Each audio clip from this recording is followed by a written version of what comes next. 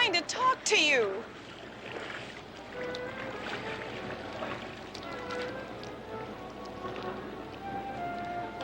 I'm not leaving till you talk to me. You mean the way you talk to Nancy? She had to know. Sure. Sure. The wife's always got to know if the husband's fooling around. Otherwise, it's no fun. I told Nancy that I'm in love with you and that you love me. I thought I was telling the truth. Maybe you were, Kathy. But it doesn't matter now, don't you see? I mean, the condominiums, the business, every cent of it Nancy's. Without her, I've got nothing. We can live without her money. Sorry, Kath, but I can't.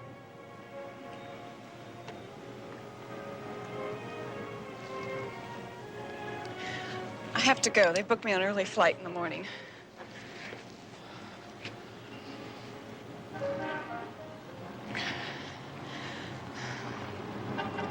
Arnold, if you change your mind, the ad agency's putting this up at the Lawana Shores Hotel in Honolulu.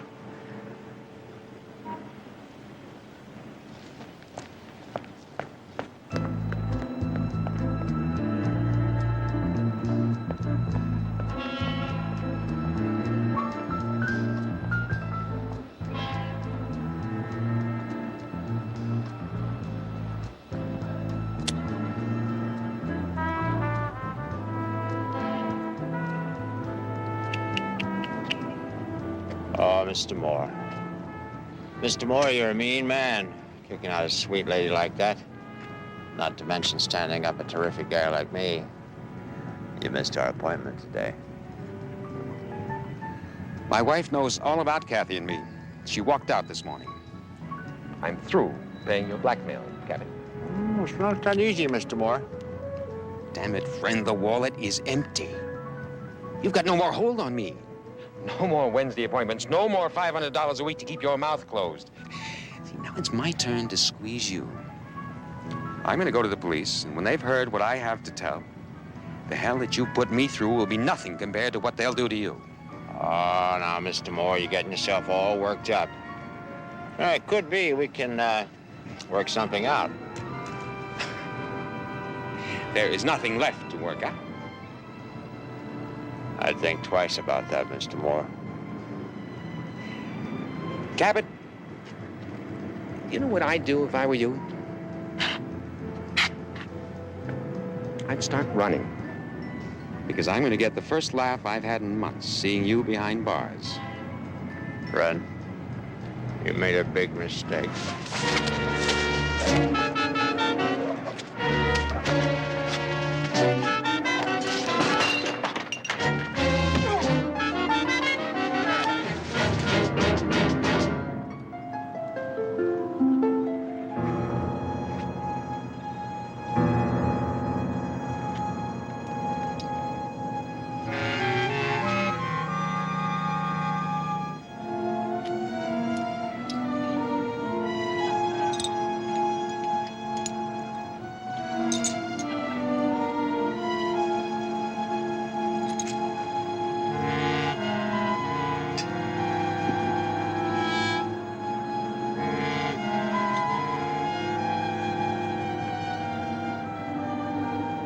But Arnold's bathing trunks were still wet, Mr. Jones. Did you ever hear of a man taking a swim just before putting an end to his life? Well, now, Mrs. Moore, according to this police report, that may have been exactly what he did. Arnold would never commit suicide, Mr. Jones. He enjoyed living too much. He loved all the good things too much to take his own life. Most of us do. The trouble is, most of us are like me. We can't afford them all. When my father died, he saw to it that I could, Mr. Jones. I loved my husband. I encouraged his tastes. Good food, good wine. Sounds like you think you may have spoiled him. Unfortunately, Arnold had another taste for what he called good company. He wasn't the most faithful of husbands. You sure of that? I suspected it for some time. Even called in the Raider Detective Agency to find out once and for all. What'd they say? Well, as a matter of fact, the agent on the case gave Arnold a clean bill of health. But he was wrong. The day Arnold died, a woman called me. She didn't give her name, but she confirmed everything that I had suspected all along.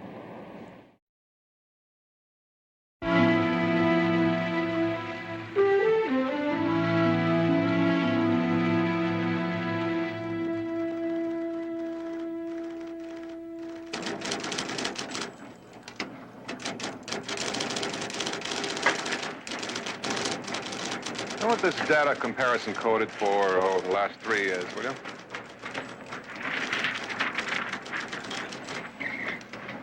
Barnaby! Quite a little place you got here. Oh, it's about time you came to see it. Well, come on. What do you think? Well, you're doing a lot better than you were when you were a forensic chemistry student in my class. You got more machinery in here than they moved into my Uncle Ezra's dairy farm after Aunt Jean got tired of hand milking. Well, Raider offers total services, from delivering payrolls to investigating murder. I hope you're finally going to take me up on my offer to join us. No, I'm working on a case. About 3 months ago, you did a surveillance for a Mrs. Arnold Moore. What I would like to see is the investigative log and also the man who worked on it, if possible. Sure. Investigator, Arnold Moore, surveillance.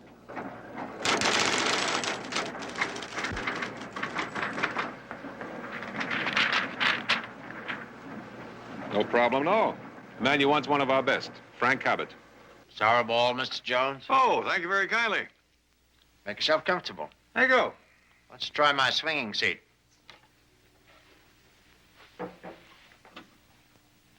Very interesting, but I think I'll just sit here.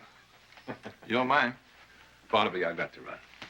You sure you won't reconsider my offer and join up? No, thanks. I always like to do my own milking. Milking. You a farmer, Mr. Jones? Well, I left the farm some time ago. I'm a private investigator. Retired? Not yet. I knew nostalgia was the big thing these days. I hadn't realized it'd come this far. Well, it takes more than age to make an antique, Mr. Cabot. I'm looking for information about Arnold Moore. Oh, you're the one. Yeah, Moore's insurance company told me his wife had hired a private investigator to check on his death. She doesn't think it was suicide. And you were hired to prove that it was. The case was kicked over to me about an hour ago. You're right. His policy doesn't pay if it was suicide. I was just going over his investigation file. Say, I'd like to have a look at that. You're welcome to it. It's really good, quite thorough. Well, Mrs. Moore seems to feel that you overlooked one thing. Mr. Moore had a girlfriend. I don't make mistakes on basics like that. You read the file. Moore wasn't involved with anybody. Well, Miss Moore says he was. The woman even called her. Yeah, well, Mrs. Moore could be mistaken. Well, her husband didn't seem to think so. As a matter of fact, he admitted it. Oh, wow. Oh, boy, it looks like I blew one. But, you know, it could be that Moore was out of touch with his girlfriend when I was following him. That may be. But I figure if I can find his girlfriend, she might be able to throw some light on what happened the night he died. You know, Mr. Jones, if you're correct in this, I've got my professional standing to redeem. Tell you what, why don't I wrap this thing up for both of us? Well, I appreciate that very much, Mr. Cabot, but I don't think it'd be fair to my client. Well, I don't care if they call it an accident or suicide, but there's no point in both of us spinning our wheels over the same ground. Besides, since you're such a good friend of the management, I won't even send you a bill. Well, that's very kind of you, Mr. Cabot, but I think I'll just keep putting one foot in front of the other and see where it leads me. Well, that's up to you, but don't forget, better man always wins. I'll keep that in mind, Mr. Cabot. I'll keep that in mind.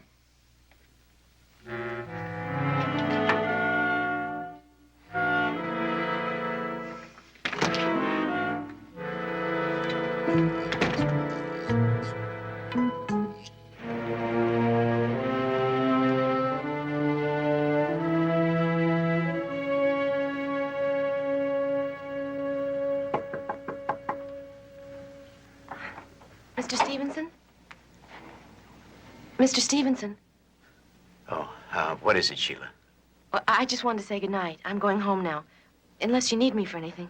No, go ahead. Have a nice evening. Oh, thanks.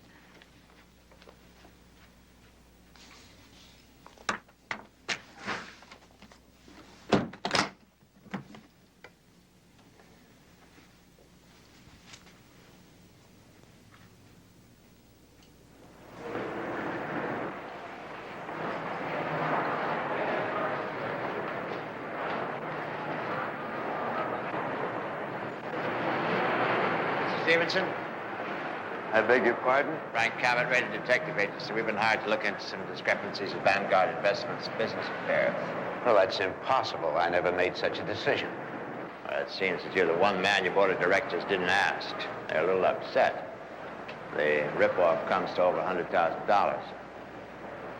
Mr. Cabot, this is hardly the place to be talking about such Oh, matters. we could go back to your office. That's the way you juggled all your accounts, isn't it? What do you mean, juggling? I never did any juggling. Mr. Stevenson, you can be honest with me. These cases are always the same. A woman, gambling. You don't know what you're talking about. I'm sure your superiors would consider those stocks a gamble, Mr. Stevenson. A very poor one.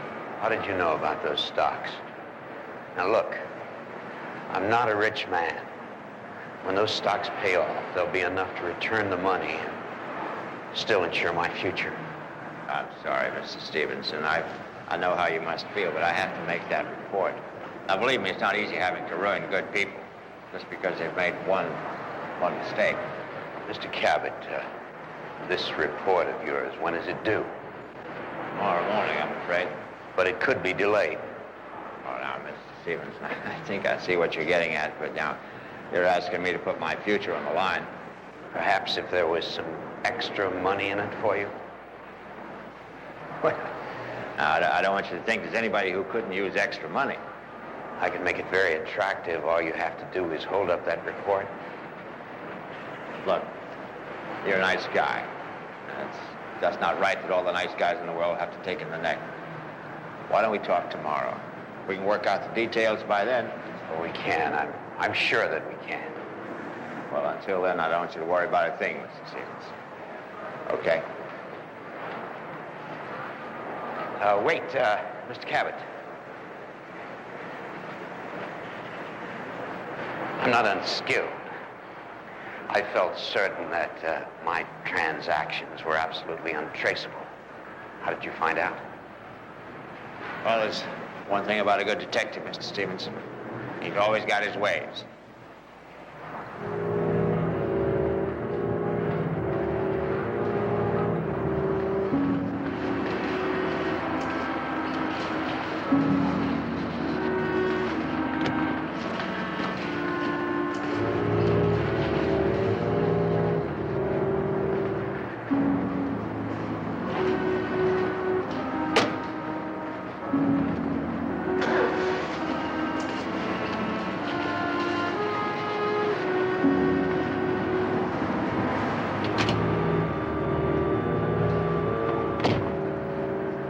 Hooked.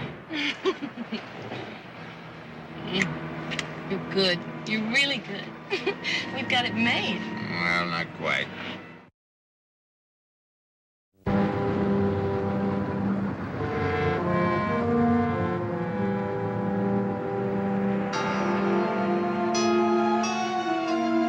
And when you're all finished, bring me everything you find in the filter trap.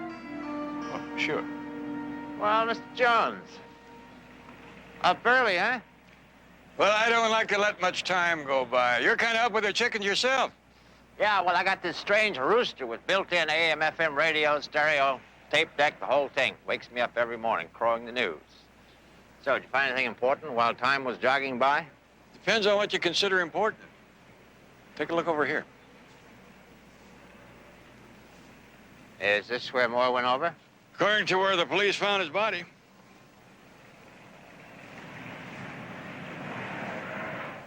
Now, why would a man bent on killing himself pick a place like this where he had to fight his way through a jungle? If you ever decide to go over, you want a nice clear runway, is that it? Seems to me this would be a more likely spot. I don't want to puncture any pet theories, but according to psychiatrists I talked to, this might be too easy. How do you mean?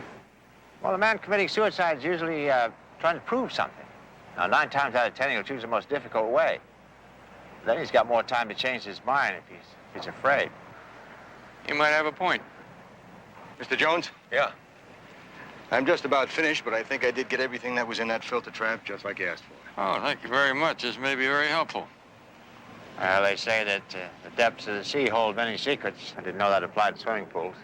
Well, when you don't know what you're looking for, it doesn't hurt to look everywhere.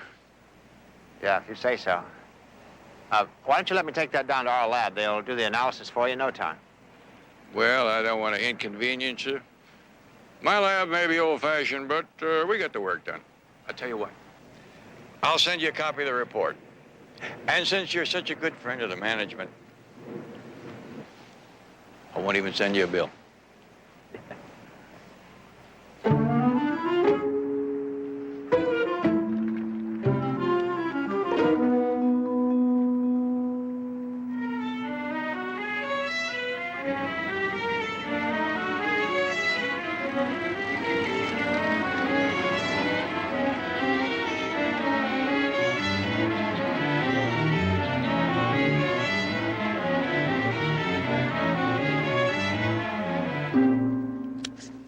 Here you go. $1,000? All you have to do to earn it is to hold up that report of yours. Well, how do I explain these inaccurate figures in the company's accounts? You give me enough time, and I'll take care of those. Believe me, those stocks will pay off when the market turns around. Okay, Mr. Stevenson, you made yourself a deal. Thank you, Mr. Cabot. You won't regret this. I'm sure I won't. See you next week. What was that, Mr. Cabot? Next week. Same time, same place. Now, $1,000 is a great deal of money in some circles, but you'll have to admit it's a little inadequate when you consider the risk. It's all I can afford. I have a family to take care of. So do I. You took more than 100,000, and you're going to more than double that. Not till the stocks go up. I can't touch them till then. Mr. S., you're a smart man. Now, who's to know if you dip your hand in the till again? You might even get better at it. Practice makes perfect. You're a blackmailer. You're nothing but a blackmailer. I guess that's just another shame you'll have to live down. Starting another man on the road to crime. I'll regard this check as a down payment. You can pay the rest in weekly installments. Say $500 each. If I refuse? Oh, well, I'm afraid I'd have to make my report very prompt and very damaging. Now, neither one of us wants that, do we? I should have recognized you for the thief you are from the start. Now, don't be sulky.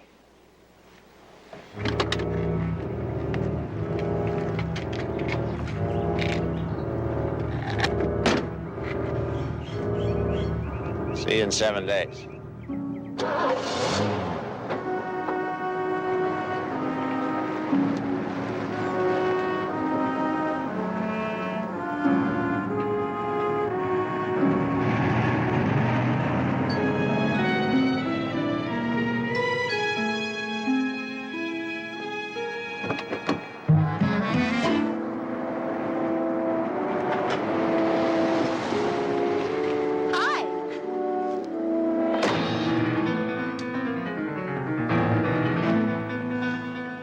Spoil your mood or anything, but may I ask what you're doing here?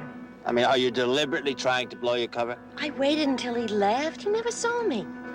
I called Kathy Sayer's agent this morning. She's finished her modeling assignment and she'll be flying into L.A. tonight. Oh, that's wonderful. That's really wonderful. That's terrific, but I didn't ask you to do that. I was just trying to please you. Sheila, you're an inside operative. Your job is to get in where I put you and to learn what I need to know. And the way to please me is to do just what I tell you. Now, no more volunteering, you understand? Yes.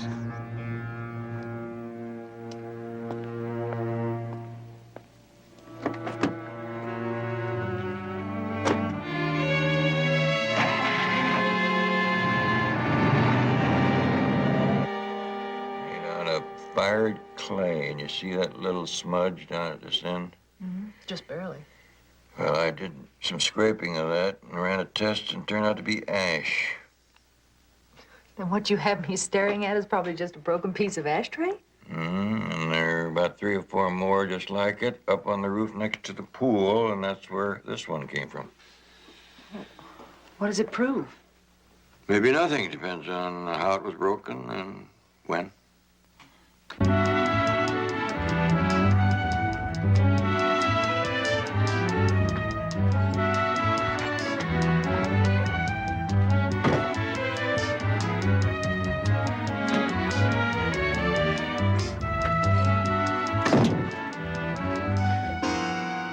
Hello, Kathy. How'd you like Hawaii? Who are you and how did you get in here? Detective, Miss Sayers. I'd like to talk to you about Arnold Moore. Arnold? Is something wrong? Mr. Moore's dead, Miss Sayers. Happened a few days ago. Oh, no.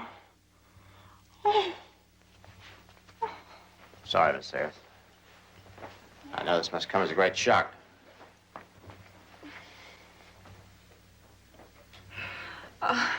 I've been away on a fashion layout. How did it happen? Violently. That's why I wanted to talk to you. You were one of Moore's secrets. Anyone know he was seeing you? Oh, there was Carl Hastings. We ran into him once at a restaurant. But Carl was a good friend. He pretended not to see us. In fact, I don't even think he got a good look at me. Anyone else? Anyone who wasn't such a friend who might have wanted to hurt him? There was a man. Arnold told me about him. He was blackmailing Arnold. You never saw this man? No, but Arnold did mention his name. Cahill, no. Cabot, that's it, Frank Cabot. Miss Sayers, I think you better come with me. Yes, anything I can do to help. By the way, how did you know about me?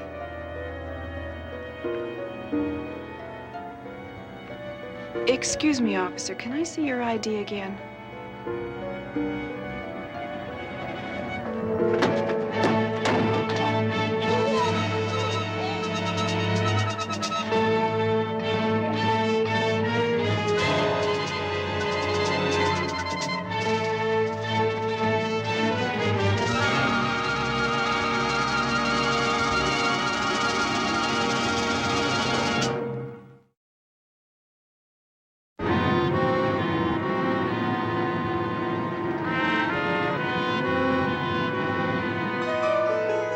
That's what happened to the ashtray.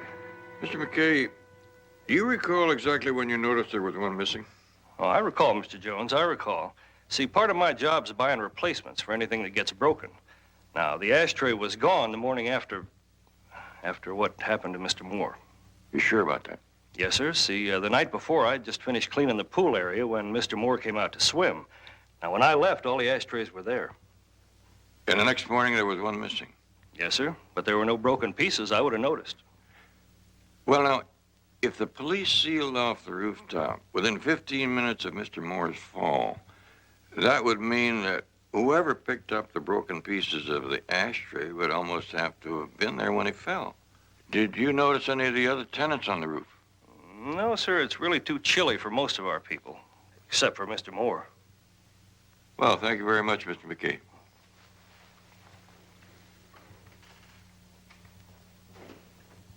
Ms. Moore, you didn't ever see the woman who called you, did you? No. I don't know now if I'm glad or very sorry. Did your husband have any other, people who were close to him? There was one person, an old school friend he brought into the business, Carl Hastings. Why? We're looking for a witness. Special kind of a witness who could explain how your husband could jump to his death and at the same time manage to dispose of a broken ashtray.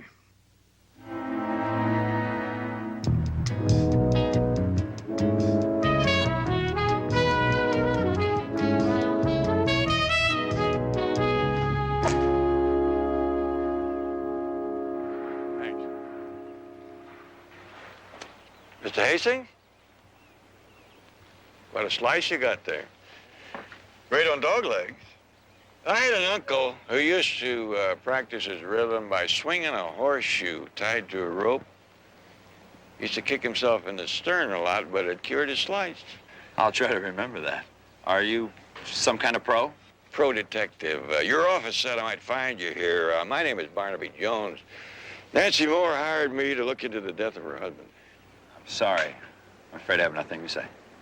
Mr. Hastings, you were Arnold Moore's closest friend. I'm hoping that he told you something about that girlfriend of his.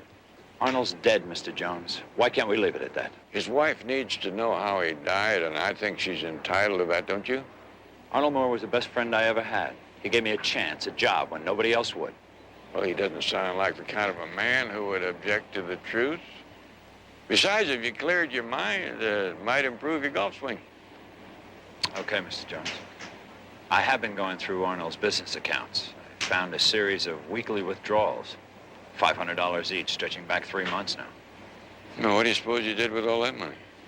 I don't know. It was listed under the heading of out-of-pocket expenses. I can only tell you, Mr. Jones, our pockets never had business expenses like that. The girlfriend? I knew Arnold was seeing a young lady. If he were alive, I'd never say anything, you understand? But now, what do I tell Nancy? Hastings? Excuse me, Frank Cabot. Morning, Jones. You're really doing quite well. Those feet of yours moving you right along. Well, apparently, you're not doing too badly yourself. Matter of fact, I'm not. How well would you say you knew Moore's girlfriend, Mr. Hastings? I only saw her once. That was that time at the restaurant, right? Yeah. Is this the girl?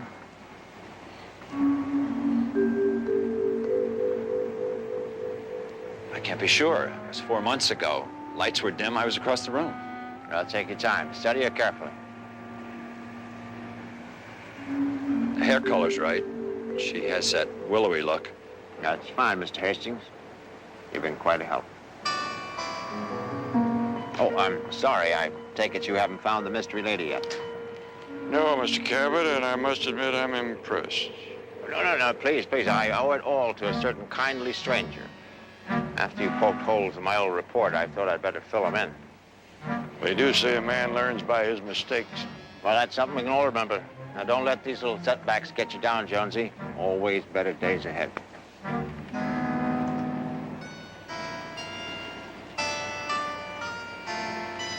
Thank you, Mr. Hastings.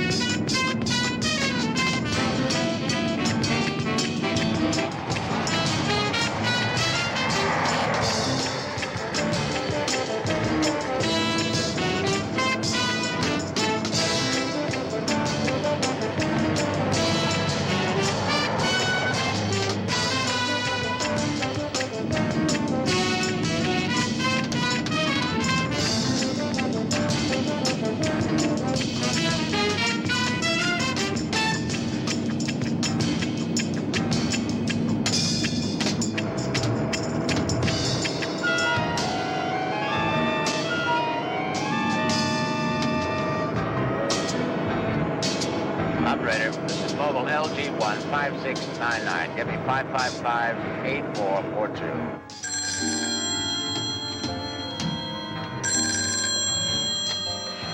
Mr. Stevenson's office. All right, lady, now's the time you can really start pleasing me.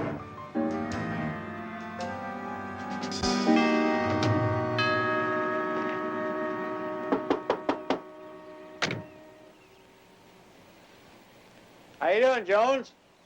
Just fine. I figured that you wouldn't mind if I joined you. Jones, if I did, I'd lost you about 5 miles back. I'm much obliged, Mr. Cabot. You've given an old hound the thrill of the chase. My pleasure.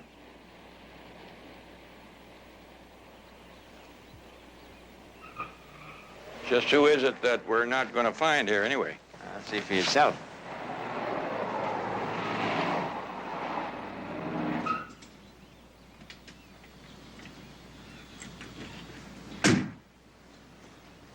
Is there something I can do for you two gentlemen?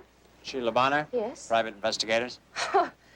What terrible crime have I committed? We just want to ask you a few questions. All right, come on in. I'm not really feeling very well, but if it's important enough for the two of you to come here. I realize it's difficult when you've lost a loved one. Does this have to do with Arnold? No one wants to bring up any pain, Miss Bonner, but we have to have information about Mr. Moore. The only thing that matters is that he's gone, and I'm alone. Miss Bonner, nothing can change that. No, not now. But if I hadn't called her, if Arnold and I hadn't argued. You argued? Yes, the night he died.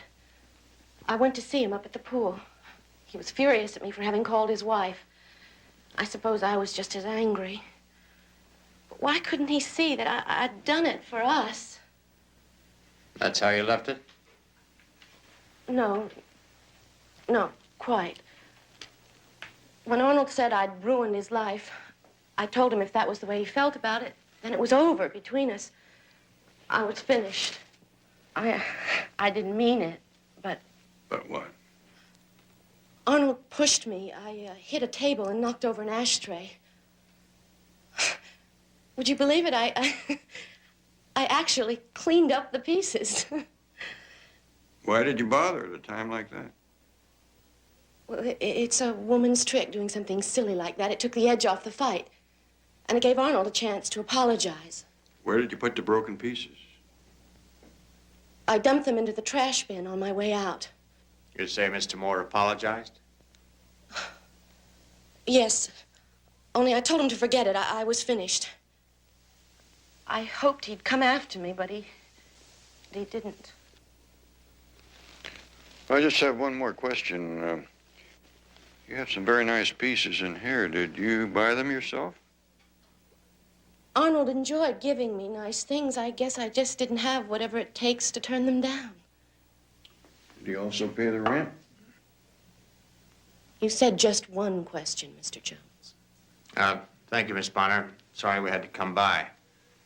Sorry about everything.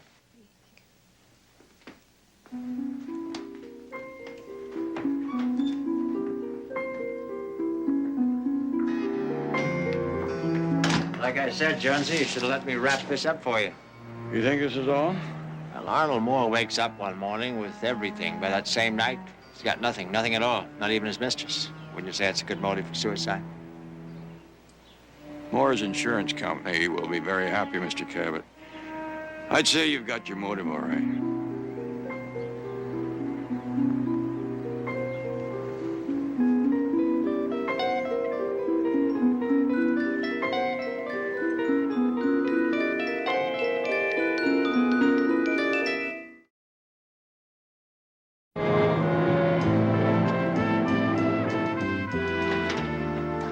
Barnaby, I'm sorry I'm late. Any luck so far? You know, Betty, I could have sworn this was a murder. Well, maybe these can help. Arnold Moore's business records. And, well, this is everything that I could find on Sheila Bonner. Arnold Moore and Sheila Bonner. You know, listening to that young lady today was just like reading Cabot's surveillance log. Everything's so pat. She did have all the answers. Yeah, no place to check them out. I can't figure out all these withdrawals. Well, prices are going up, Barnaby. Even with girlfriends. But $500 a week and as regular as clockwork. What is it? Hey, maybe this clockwork has some kind of a calendar in it. When was it that Mrs. Moore received that report from Cabot? It was 3 months ago, on the 3rd. That's the same week Arnold Moore made his first withdrawal. Now, we know from Hastings that Moore had been seeing that girl for over 4 months. I get it. The $500 withdrawals didn't begin until... 3 months ago. The very same week that Cabot gave Moore a clean bill of health with his wife. You think Moore paid Cabot to keep quiet about the girlfriend? That would sure explain these strange entries in Cabot's log. You think he doctored that? It fits. And so does something else. What? Once the girlfriend blew the whistle by calling the wife, Moore had nothing else to hide. Then he would have no reason to keep paying Cabot. Exactly. And Cabot is not the type who becomes a good loser or wants any witnesses around. What about all the things that Sheila Bonner told you? Sheila Bonner. I haven't quite figured out that young lady. According to her employment record, she worked in a lot of places in a very short time. She once worked for one of those temporary office help companies. Maybe she got the habit. Where did they place her? That list is back here. Raider Detective Agency. Barnaby, she worked there. All right, Barnaby. Someone by the name of Sheila Bonner was working here as a temporary secretary last year. But we employ temporaries all the time. Did you know that that girl has shown up working at half the businesses Cabot investigated for you since then? They probably worked well together. As you know, a few of our investigators recruit people to work as inside operatives, pay them out of their own pockets. What's this case Cabot's working on now? Vanguard Investments Incorporated. Oh, their board was afraid the controller was getting greedy, and they didn't want to frighten the stockholders with an audit, so they hired us. Why? Did you know that Sheila Bonner's working for them? Look, Barnaby, all I know is, according to Cabot, that Stevenson, the controller, is clean. Are you a betting man? No. Good, because I wouldn't bet on Stevenson's honesty. What about Cabot's? Well, the way I feel about him is, I'd appreciate it if you didn't tell him I was here. Barnaby? Oh, no. All I want to know, really. Hang on to your questions, because I'm going to have some answers very shortly.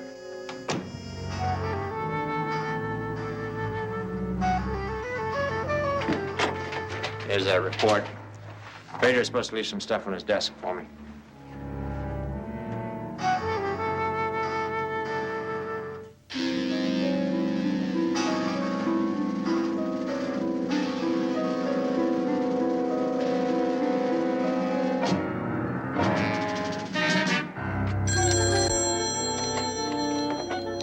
Mr. Stevenson's office.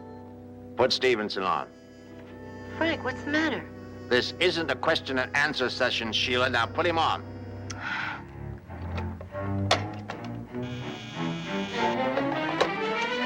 Yes?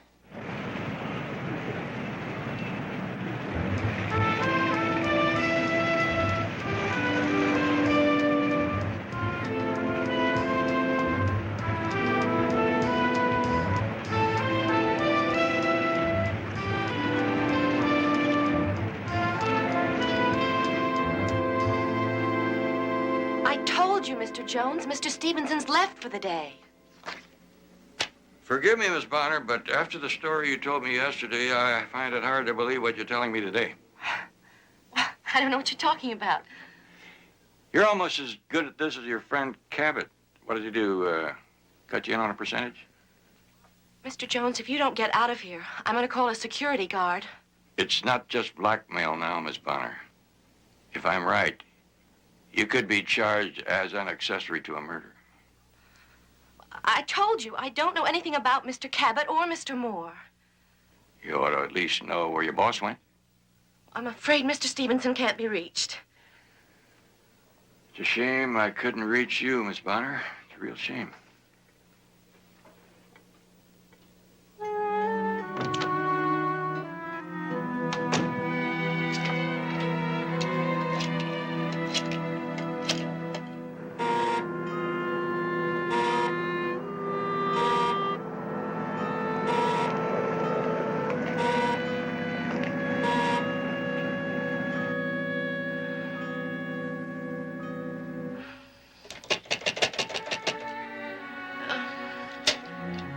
Judy, will you please take Mr. Stevenson's calls?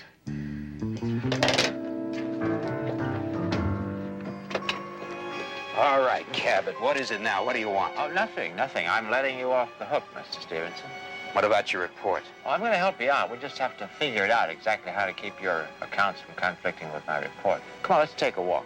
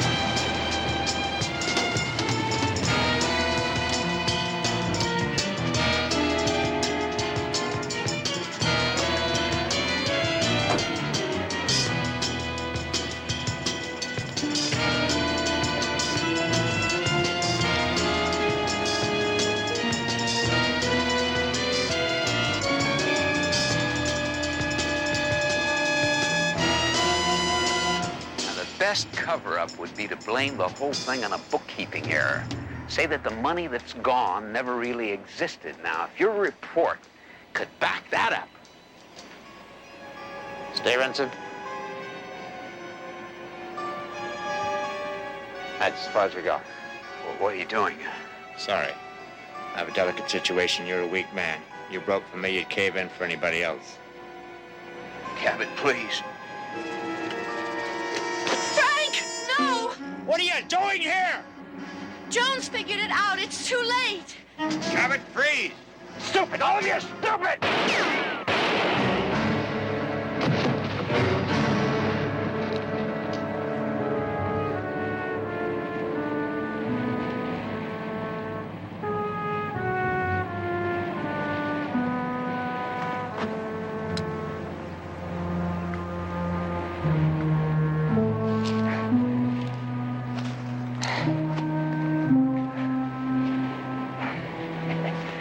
Seems I was wrong for once, Jonesy.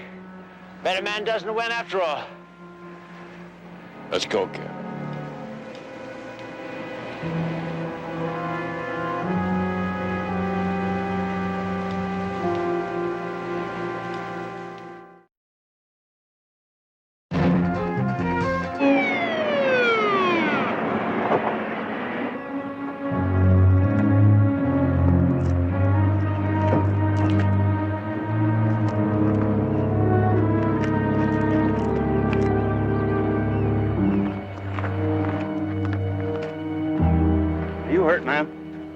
I told him he was going too fast.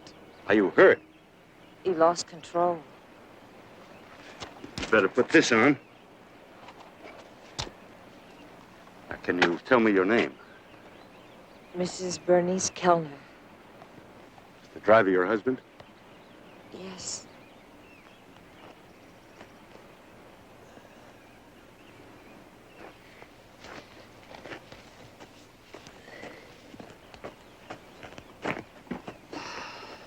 Dead. Broken neck, it appears. See if you can reach his coat, huh? Yeah. Woman's his wife. Name's Kellner. I'll go talk to her. Lloyd C. Kellner. That name's familiar. Yeah. I think it's been in the papers recently. Would you take him back to my place?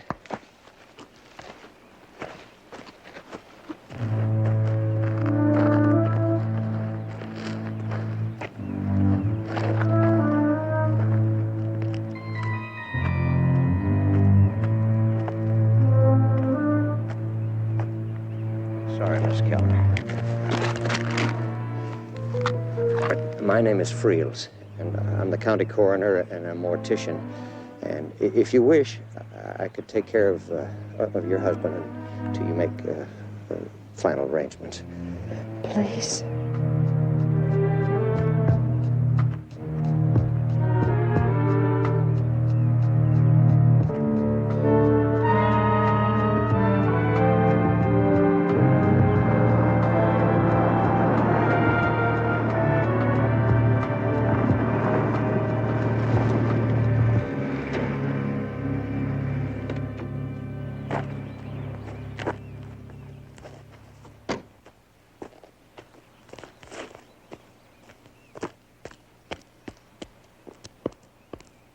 No.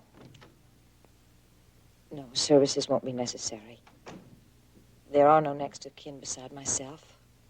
I'll offer prayers in my own way. I understand. I'm sorry to interrupt, but I've been in touch with the San Francisco Police Department.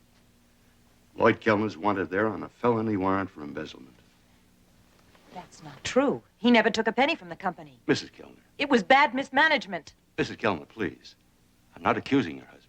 I have simply been asked by San Francisco for his fingerprints. Even dead, they won't let him rest. They need his prints to clear the warrant. It'll only take a moment, Mrs. Kellner.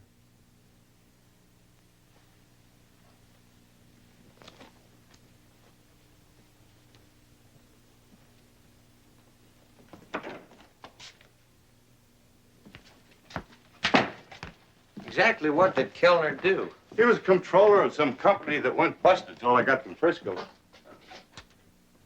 Are you handling the burial? Yep. She wants him cremated.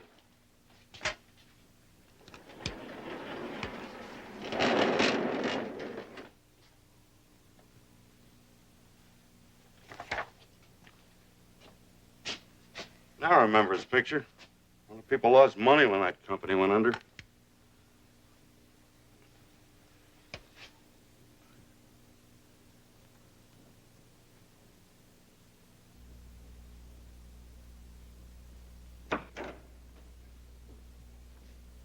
Thank you, Mrs. Kellner. Please accept my sympathy.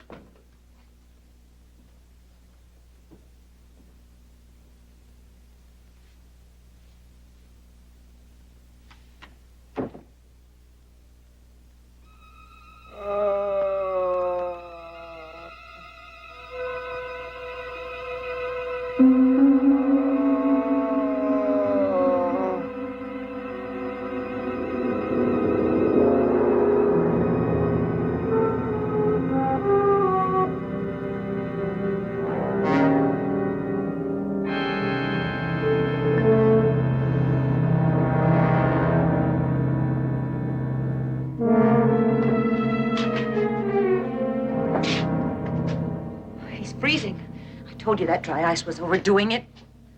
He's fine. Shaking off the effects of the depressant faster than I counted on. He could have frozen to death.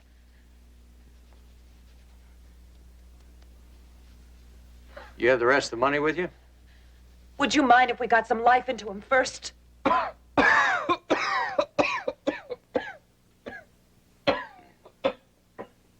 He's coming around. Congratulations, Mr. Kellner. You're officially a corpse.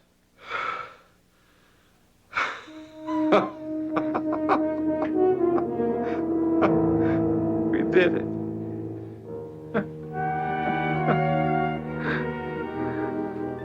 It'll take the federal attorneys months to put all the pieces together. But the total losses are certain to be upward of $60 million. Thanks, Betty. How does a big investment house get away with this kind of manipulation? Simple. Just declare long-term receivables as profits and investors rush to your door. But the recent market crunch proved it was a roller coaster ride for the stockholders. What about that Richard Stamens himself, the company president? Apparently, he took the same bath as the stockholders. He's in personal bankruptcy now. Bad business judgment would be the extent of his responsibility. But his controller, this Lloyd Kellner, well, that's a different matter. With Kellner killed in the car accident, won't proving the embezzlement charge be difficult? And really a moot point now. You see, the stockholders who have retained me as their counsel want some assurance that this Lloyd C. Kellner was not putting away a substantial nest egg during the past 6 months. Evidence points to the existence of a nest egg. Mr. Jones, we want you to find that nest egg. Between 3 and 4 million, you tell me. Based on the full centuries already uncovered, we're in that neighborhood. We have a hunch it'll be in negotiable currency. Embezzlement of this kind following that pattern. I suppose if your intention is to run, cash would be the easiest way to handle it. Well, I'll leave those papers with you, and please, if there are any questions, call me. Yes, I will, Mr. Moore. Thanks for the coffee, buddy. Oh, you're welcome. And good luck, Mr. Jones.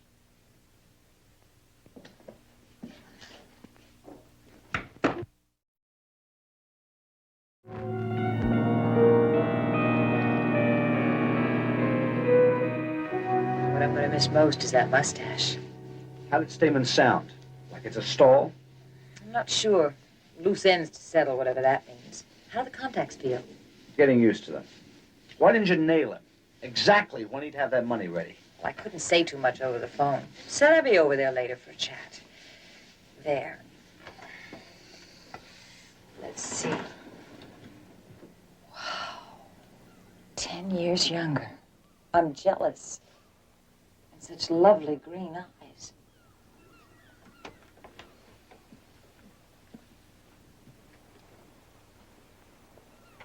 Hey, cool. Isn't that the way the kids put it these days? As a married woman, I'm tempted to make a play myself. I'm going to watch you like a hawk when we get to Acapulco. Why can't a woman shed 10 years so easily? That's because you shed them 10 years ago. Ouch. Those loose end statements needs to settle. Get over there and let him know he's got a deadline to produce that cash. Don't be afraid to tell him. He's not going to play any games with us. I don't see how he can afford to double-cross us. For $1 million in cash, anybody will double-cross anybody. Present company accepted, I hope. He just might wind up insuring you for $1 million.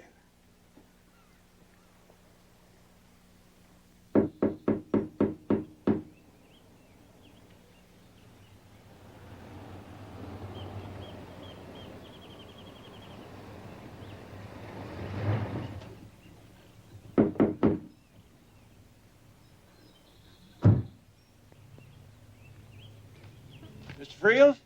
Yes? What can I do for you? I'm Barnaby Jones, private investigator. Hope I'm not interfering with your work. Oh, no. Oh, of course not, Mr. Jones. Mighty pretty country you got around here. Guess you've had some excitement with the Lloyd Kellner death. Well, Mr. Jones, I already talked to some officials down from San Francisco. Yes, I read those reports. I'll only take a minute of your time. All right.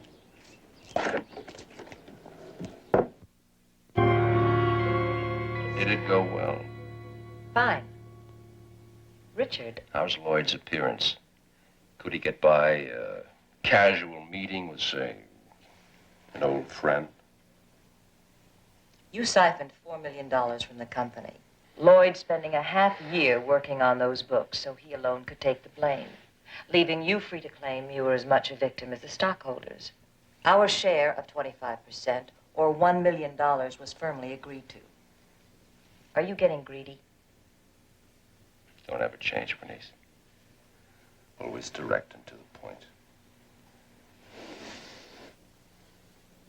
Remember the first day I hired you as my secretary?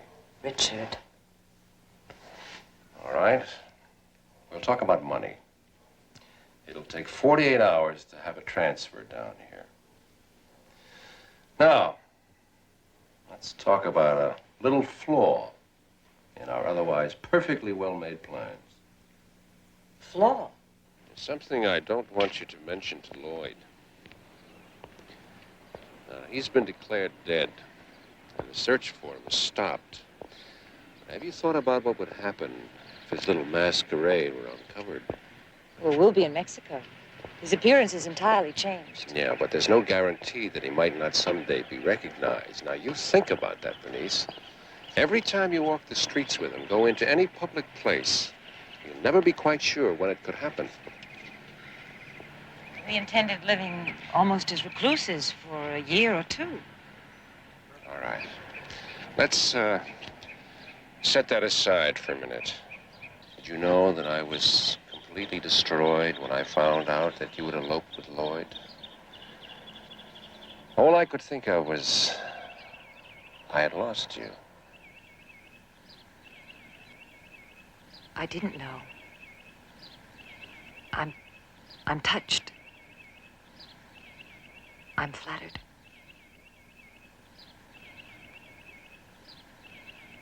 I've often wondered if some feeling for me lingered on after your marriage.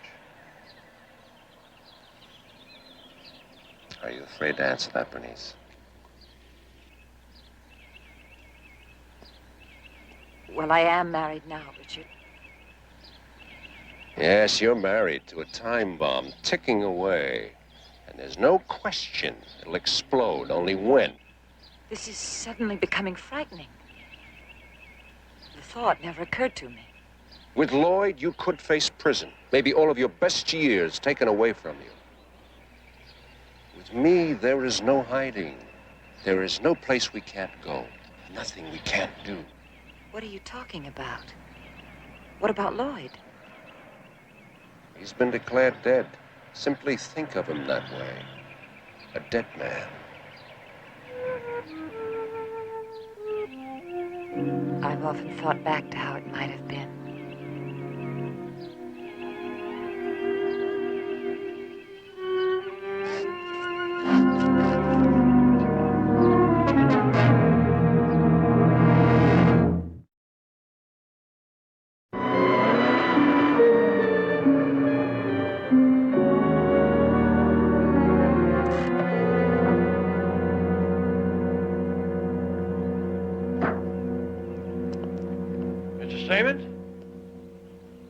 I'm Barnaby Jones.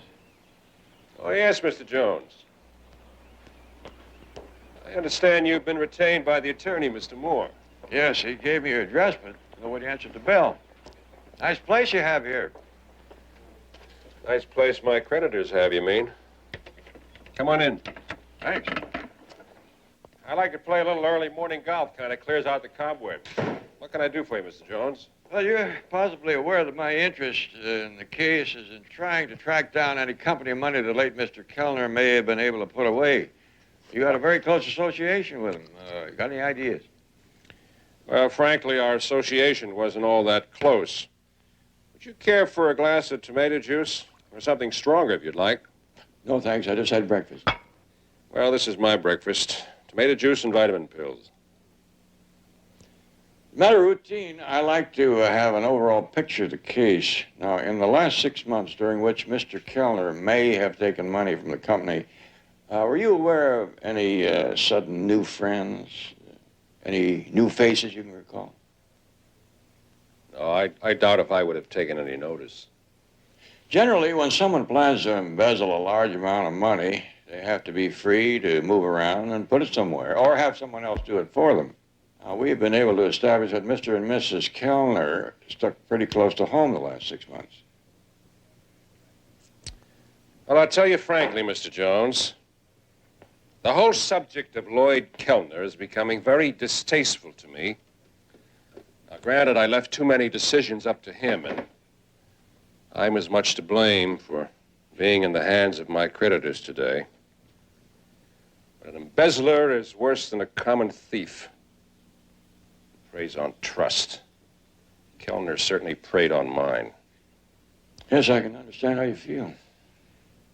I've lost everything. There are attachments against my house, my cars, paintings I've collected over the years. I've even been forced to dismiss my servants. I'm left with my personal clothing and my pets. I had to convince the appraiser my little pets needed their home. Well, this certainly is a pretty arrangement. Thank you.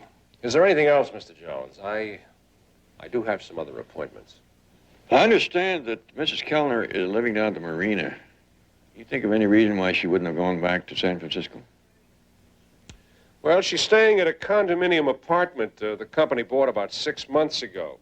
It's seldom used, so I suggested she use it to kind of rest up, recover from her ordeal. Do you have any friends down here you know of? Well, I count myself as a friend. I'm certainly not holding against her the thievery of her husband. There are no other friends here that I know of.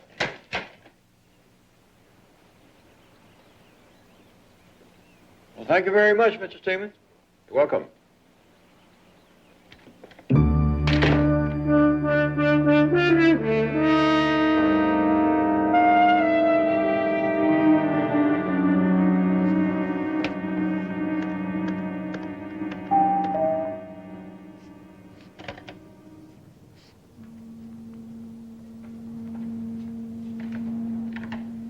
Mr. Friels. Your husband's ashes, Mrs. Kell. What? Please come in. Just a little personal service, delivering the urn to the bereaved wife. Final detail. Should anyone question you about Mr. Kellner's ashes? Yes, we should have thought of that. Sorry you had such a long trip. Couldn't you have mailed it? I thought it important enough to deliver it in person. I do appreciate your trouble. There's a charge for the urn and the delivery. Certainly, I'll get my wallet. You might wish to rent a boat, dispose of the ashes at sea. It's a good idea. I'll take care of that. How much do I owe you? $25,000.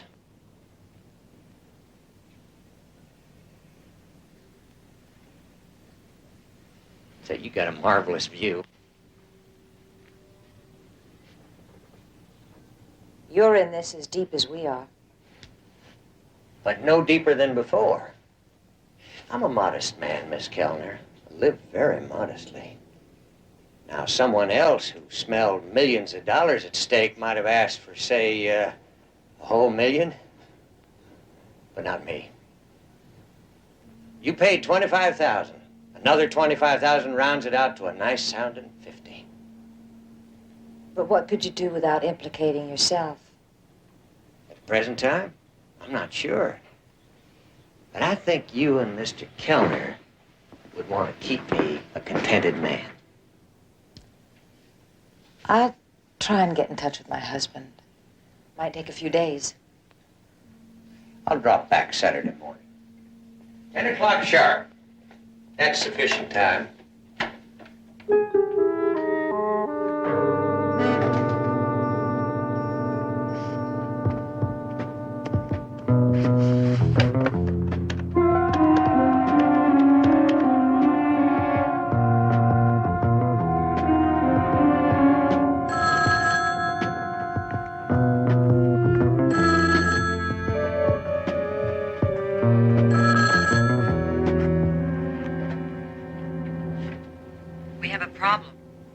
What kind? Not on the phone. And I don't think I should come to the boat anymore. The telescope next to the undersea gardens. 10 minutes.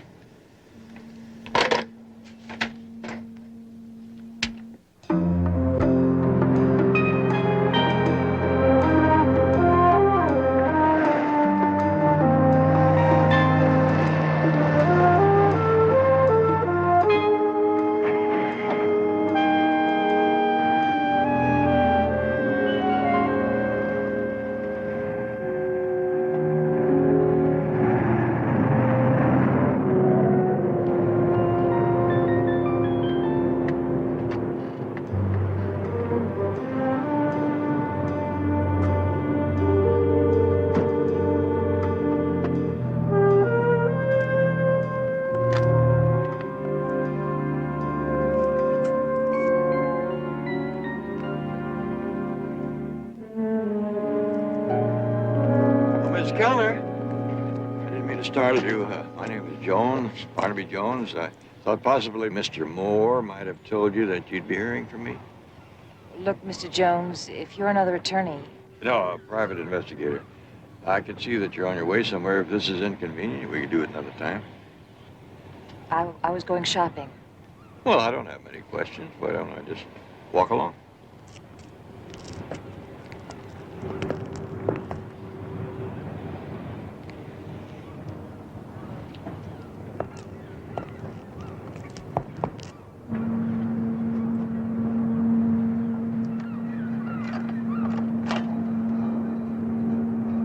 I knew very little about my husband's affairs, but no one will ever convince me he was involved in any wrongdoing. Well, let me say again, Mrs. Kellner, I'm not here to pass judgment on anyone. I'm just trying to gather a few facts. Well, incidentally, I saw the mortician, Mr. Friels, near your apartment. I suppose he dropped in on you. Yes, he brought my husband's ashes to me. Had a long trip for him. He's very kind. Well, I won't bother you anymore. The desert road where the accident occurred, there's some question about where you were headed. To a motel. To discuss the terrible situation Lloyd found himself in. Is there a motel on that road? I drove through there yesterday. I must have missed it. No, Mr. Jones. There was no motel on that road. Lloyd had made a wrong turn. He discovered too late we were on the wrong road, which was the reason he was traveling so fast, trying to make up lost time getting back to the main highway. I see. Well, thank you very much for your time.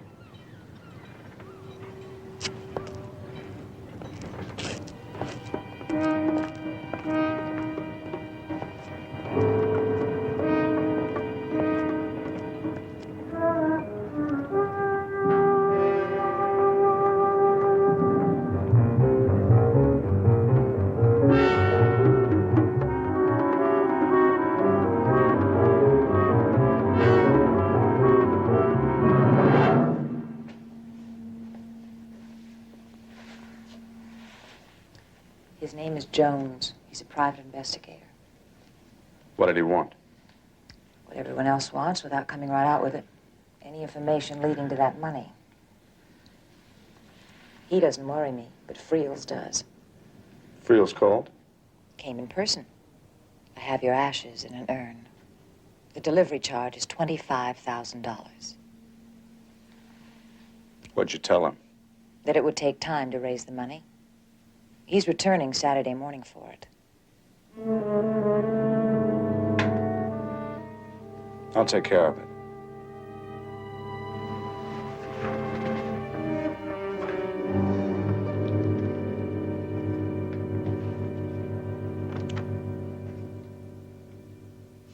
If you're here for the services, sir, I'm sorry they're over. Yes, I know. Well, it's rather late, but if you're a friend of the deceased... Haven't we met before? $25,000 was the price. Well, that's incredible. You look so different. There's only 10 there. That's all I could raise on such short notice. Can we come to terms? What kind? Well, I've got most of it in investments. Give me a month. How do I know I'll get paid? You and your wife off Lord only knows where. We'd never chance double-crossing you. What? I bet you've got the whole story written down and put away in your safety deposit box, haven't you? That was the first thing I did. You made a good guess, Mr. Kellner.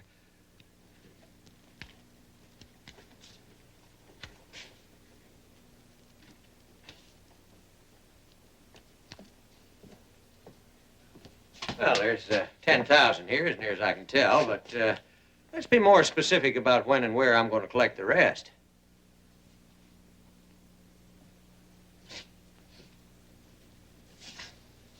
A little scary, isn't it?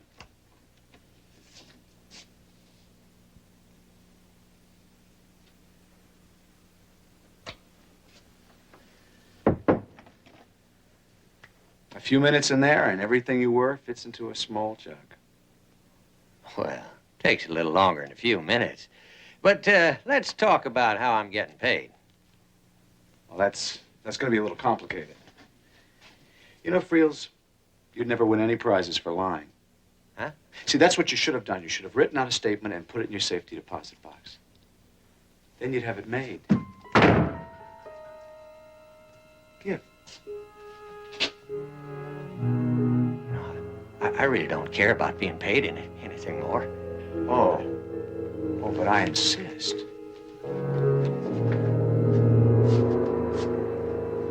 And I hope you have a personal preference for cremation.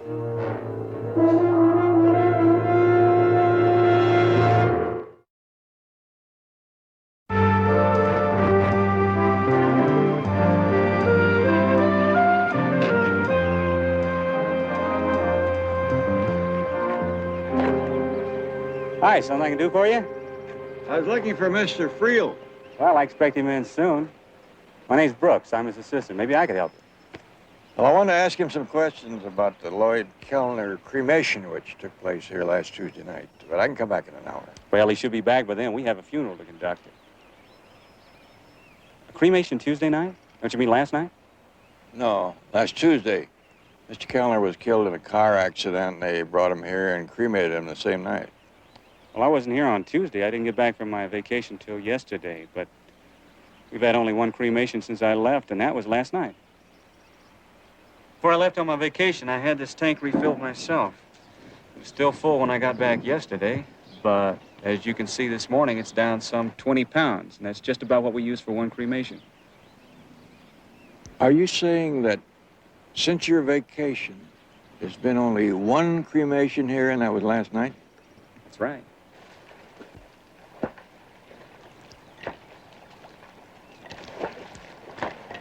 Oh, why don't you join me, Richard? It's refreshing. Oh, I get my fill of it nightly. 50 laps before bed. That's right. I forgot. The well-disciplined Richard Stamens. That's right. Time is becoming short, Bernice. I know. I didn't sleep last night. You're not having second thoughts, are you? Wondering how it could be safely done. I told you to leave that to me. Lloyd isn't stupid, you know. He's becoming suspicious that you have no intention of paying.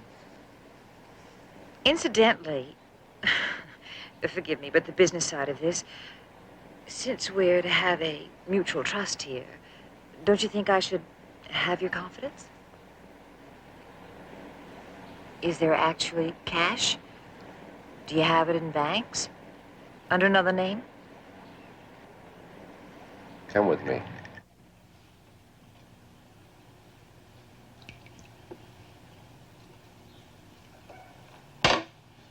Pretty, huh? A colored pebble?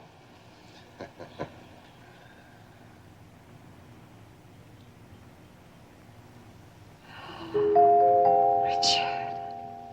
Oh. It's beautiful. You're looking at the most expensive fish tank in history. Top grade, finest cut.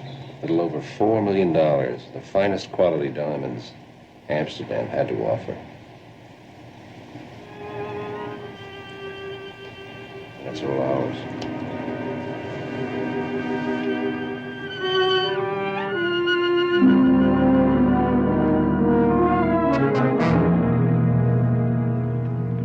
The skid marks are of equal density. If Kellner had tried to turn the wheel there by turning the car over, the marks on one side would be heavier. And lighter on the other. You think they staged this accident, don't you, Barnaby? I haven't a shred of proof, but I don't buy all these coincidences. The telephone booth over there? It's awfully convenient. If this is a hoax, I would explain why the Kellners were on this road. A road that leads only one place, back to the highway. Would explain why Friel said he dropped off Mrs. Kellner in town but didn't know where she went. He knew exactly where she went. He took her right to her apartment. Well, Friel should be back at the mortuary by now. How in the world are you going to confront him? I can't. For me to say Lloyd Kellner is alive, I'd have to produce him. What are you thinking? I was thinking about those ashes that Friel delivered to Mrs. Kellner.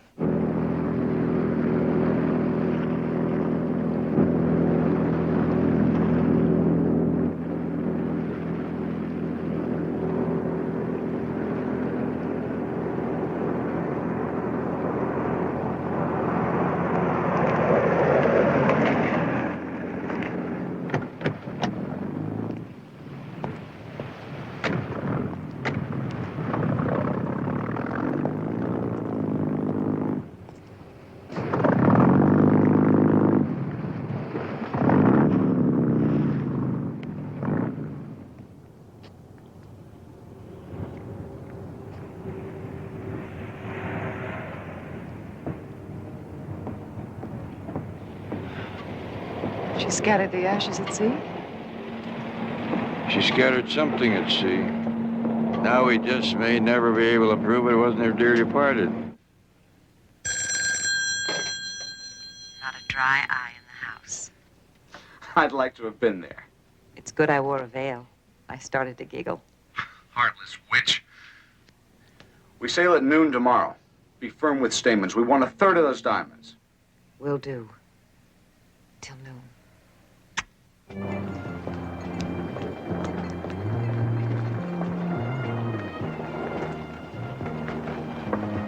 Friels never returned to the mortuary. Did you talk to the sheriff? I was afraid to tell him what I suspected, that Friels never left the mortuary. Barnaby, that conjures up a horrible thought. Be able to add anything to the file? No. You were talking about too many coincidences? Well, I have a few more for us. With 6 months ago being the common denominator. That's about the time Lloyd Kellner started fooling around with the company books. The condominium apartment where Mrs. Kellner is living, that was purchased by the company 6 months ago. Well, I can accept that as a coincidence. All right, that's one. 6 months ago, Lloyd Kellner started taking language classes in Spanish. Exactly 6 months ago. And exactly 6 months ago, he became a member of a yacht club in San Francisco. And then he still had time, although I don't know how he did it, to enroll in a power squadron school. I spoke to the commodore of the school, and he said Lloyd Kellner took all of the courses right up to and including celestial navigation. Celestial navigation.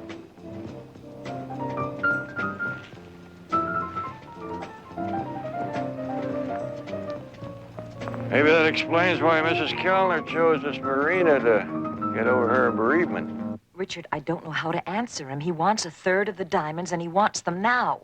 But I told you what story to give him. The diamonds are matching. They lose much of their value if sold separately. Lloyd wants to meet with you. Fine, but I told you we'd arrange it for Sunday night. He insists on meeting you tonight. He might be getting suspicious about us. Just to pacify him, I think you should at least talk. All right, fine. Where? Do you know Randy's bar? No, I never even heard of it. It's a little complicated getting there, so you better write it down. Lloyd says he's making trouble if you don't show. All right, hold on.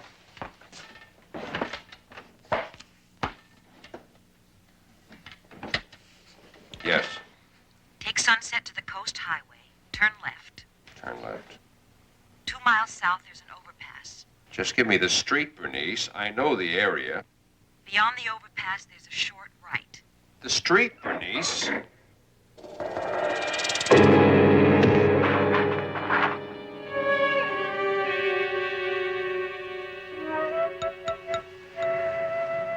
You work real fine. I'll be right over. Good.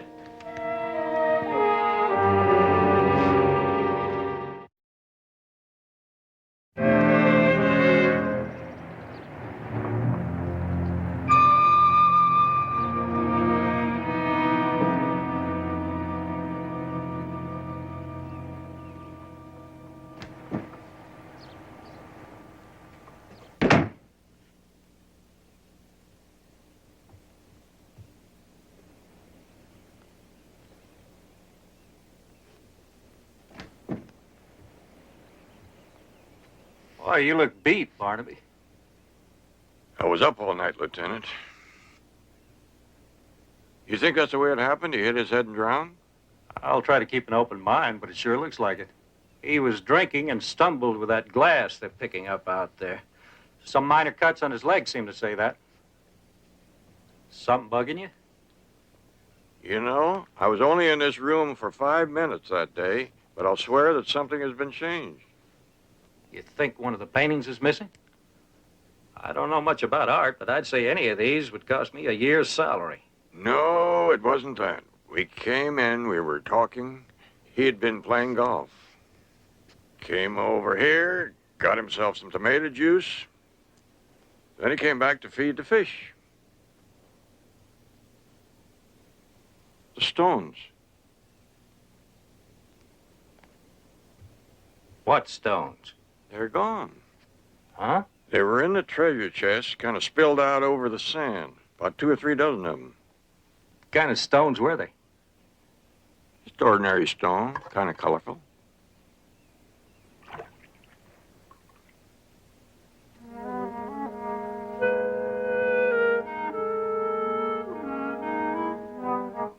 Like that.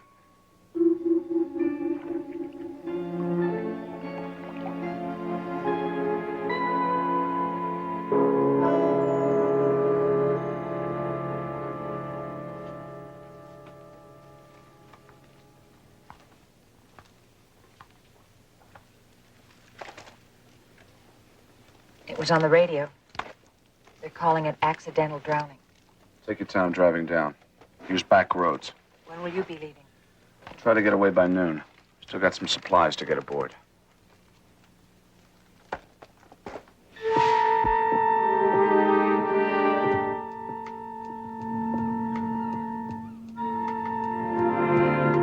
Anybody home?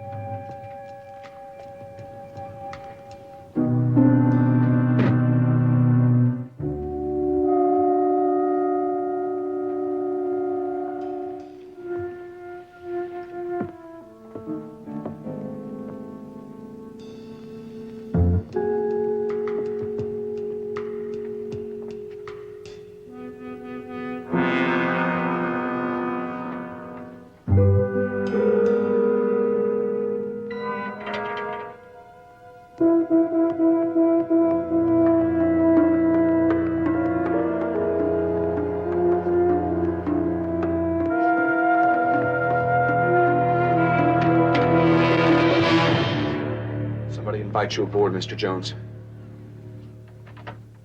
How did you find this boat? That's very remarkable. You're much younger than the picture I had of you. How'd you find it? How'd I find the fancy flight? You know, that's a very appropriate name for a boat that's intended to take you and $3 or $4 million worth of diamonds to Mexico.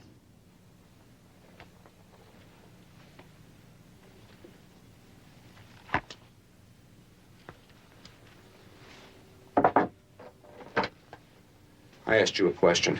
Well, it's a little complicated. Almost as complicated as you planning your own death. Hello? Get over here, right away. I need you. Right away. It's surprising, Mr. Kellner, how ideas come to you. I woke up this morning and I said to myself, now, wait a minute. What would Mr. Kellner be doing that no honest boatman would be doing? You always this chatty. So I came up with the thought that all your transactions would have to be in cash. Even a checking account under an assumed name would be dangerous. Do you realize, Mr. Kellner, how few people pay their dock slip rentals in cash? If you're so clever, why aren't the police here? I have a feeling that they're on their way. That's a bluff. You had nothing till you boarded this boat. Oh, I had a few little things and some imagination. Am I to assume that our mortician friend, Mr. Friels, has departed for a better world? He was a fool.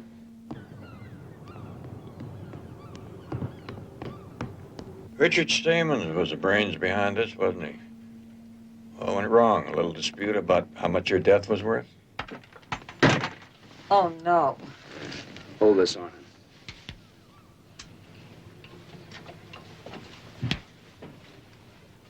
Miss Kellner, you strike me as being rather gullible in several ways, especially the way you let Stamens con you into believing those were real diamonds. Of course they're real. Did you ever take a close look at one? I'll cast off. Don't listen to him.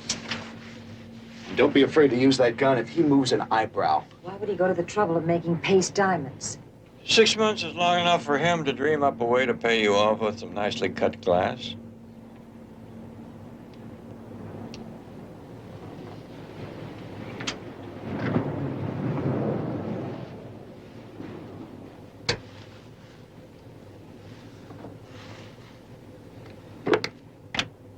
He never expected us to get our hands on them, so why would he play games? Maybe Stamos trusted you a lot less than you thought.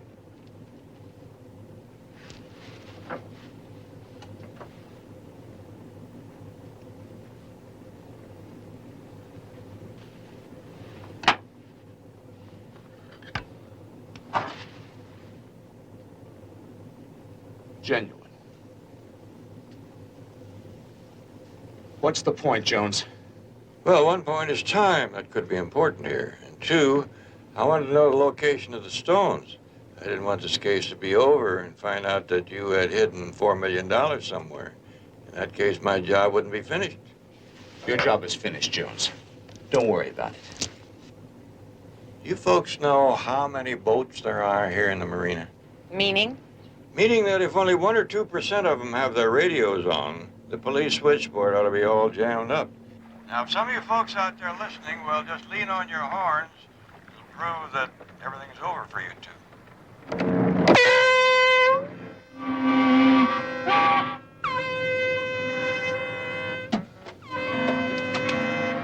Is it on?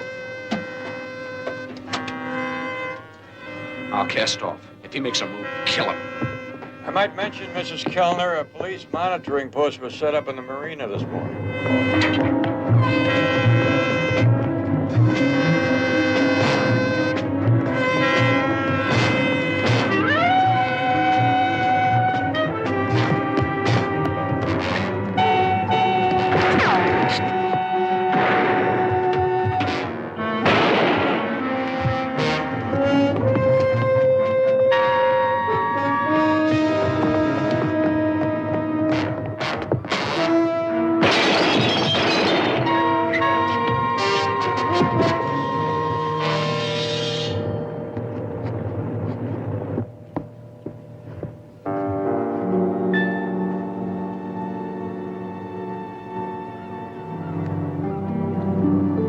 All you did was stumble around. Lucky guesses. If that can so. The evening sky over the quiet coastal county was painted in deep shades of amber and violet as the cool wind swept across the winding desert highway. It was a serene landscape, yet the peaceful atmosphere was suddenly interrupted by the sharp screech of tires and the unsettling sound of a vehicle losing control. The car veered sharply off the main road, tumbling into the brushwood before coming to a sudden, absolute halt. Within minutes, the flashing lights of an emergency vehicle illuminated the dark highway. A gentleman approached the wreckage with an air of calm authority. This was Barnaby Jones, a seasoned investigator whose sharp eyes missed nothing, accompanied by local officials who were already assessing the scene. A woman stood by the edge of the road, trembling slightly from the shock of the incident, but otherwise unhurt. Barnaby stepped forward, his voice gentle and reassuring as he addressed her. He asked if she was hurt, expressing his genuine concern for her well-being. The woman sighed deeply, shaking her head as she explained that she had warned the driver he was traveling far too fast. She reiterated that he had completely lost control of the vehicle. Barnaby, observing her shivering in the evening chill, kindly suggested that she put on a warm coat. He then gently requested her name so they could properly document the occurrence. She introduced herself as Mistress Bernice Kellner. When Barnaby inquired whether the driver was her husband, she confirmed it with a solemn nod. An official nearby checked the driver and quietly confirmed the tragic news that the man had passed away, apparently suffering a broken neck from the impact. The official asked if anyone could reach the man's coat to check for identification, and another confirmed the identity. The name on the documents belonged to Lloyd C. Kellner. The name immediately struck a chord of familiarity with the local authorities. One officer noted that the name had been prominently featured in the newspapers recently. A man named Friels, who served as the county coroner as well as the local mortician, stepped forward to offer his services. He spoke to Mistress Kellner with professional sympathy, offering to take care of her husband at his establishment until she could make final arrangements. Mistress Kellner declined any formal services, explaining that there were no next of kin besides herself, and that she would offer prayers in her own personal way. The quiet conversation was interrupted by the arrival of an officer who had just been in touch with the San Francisco Police Department. The officer revealed that Lloyd Kellner was actively wanted there on a felony warrant for embezzlement. Mistress Kellner immediately defended her late husband, asserting that the accusations were completely untrue and that he had never taken a single penny from the company. She insisted it was simply a matter of severe mismanagement. The officer gently asked for her understanding, explaining that he was not accusing her husband, but merely fulfilling a request from San Francisco to obtain his fingerprints to clear the active warrant. He assured her it would only take a brief moment. Barnaby Jones watched the interaction carefully, turning to an official to ask exactly what Kellner had done. The official explained that Kellner had been the controller of a major investment company that had recently gone completely bankrupt. Meanwhile, behind the closed doors of the local mortuary, a very different scene was unfolding. The supposed late Lloyd Kellner was very much alive, sitting up and shivering as he complained about the intense cold. His companion remarked that the use of dry ice had perhaps been a bit excessive, but Lloyd was fine. Lloyd was shaking off the effects of a strong depressant much faster than they had originally anticipated. They discussed the remaining money, ensuring that Lloyd was fully conscious and recovering before proceeding with their grand plan. The co-conspirators offered their mock congratulations to Mr. Kellner, declaring that he was now officially recognized as a corpse by the rest of the world. Back in the bustling city, Barnaby Jones sat down with a legal counsel named Mr. Moore to discuss the grander implications of the case. Mr. Moore explained that it would take federal attorneys many months to assemble all the pieces of the financial puzzle, but the total losses from the firm were certain to be upward of $60 million. Barnaby marveled at how a prominent investment house could execute such a massive manipulation. Mr. Moore simplified it, explaining that they merely declared long-term receivables as immediate profits, causing eager investors to rush to their doors. The recent market crunch had turned the entire enterprise into a chaotic roller coaster ride for the unsuspecting stockholders. Barnaby inquired about Richard Stamans himself, the president of the fallen company. Mr. Moore noted that Richard Stamans appeared to have suffered the same financial ruin as his stockholders, currently facing personal bankruptcy. While bad business judgment seemed to be the extent of the president's legal responsibility, his controller, Lloyd Kellner, faced much heavier accusations. With Kellner believed to have perished in the automobile accident, proving the embezzlement charge had become incredibly difficult and practically a moot point. However, the stockholders who retained Barnaby as their counsel wanted absolute assurance that Lloyd Kellner had not secreted away a substantial nest egg during the past 6 months.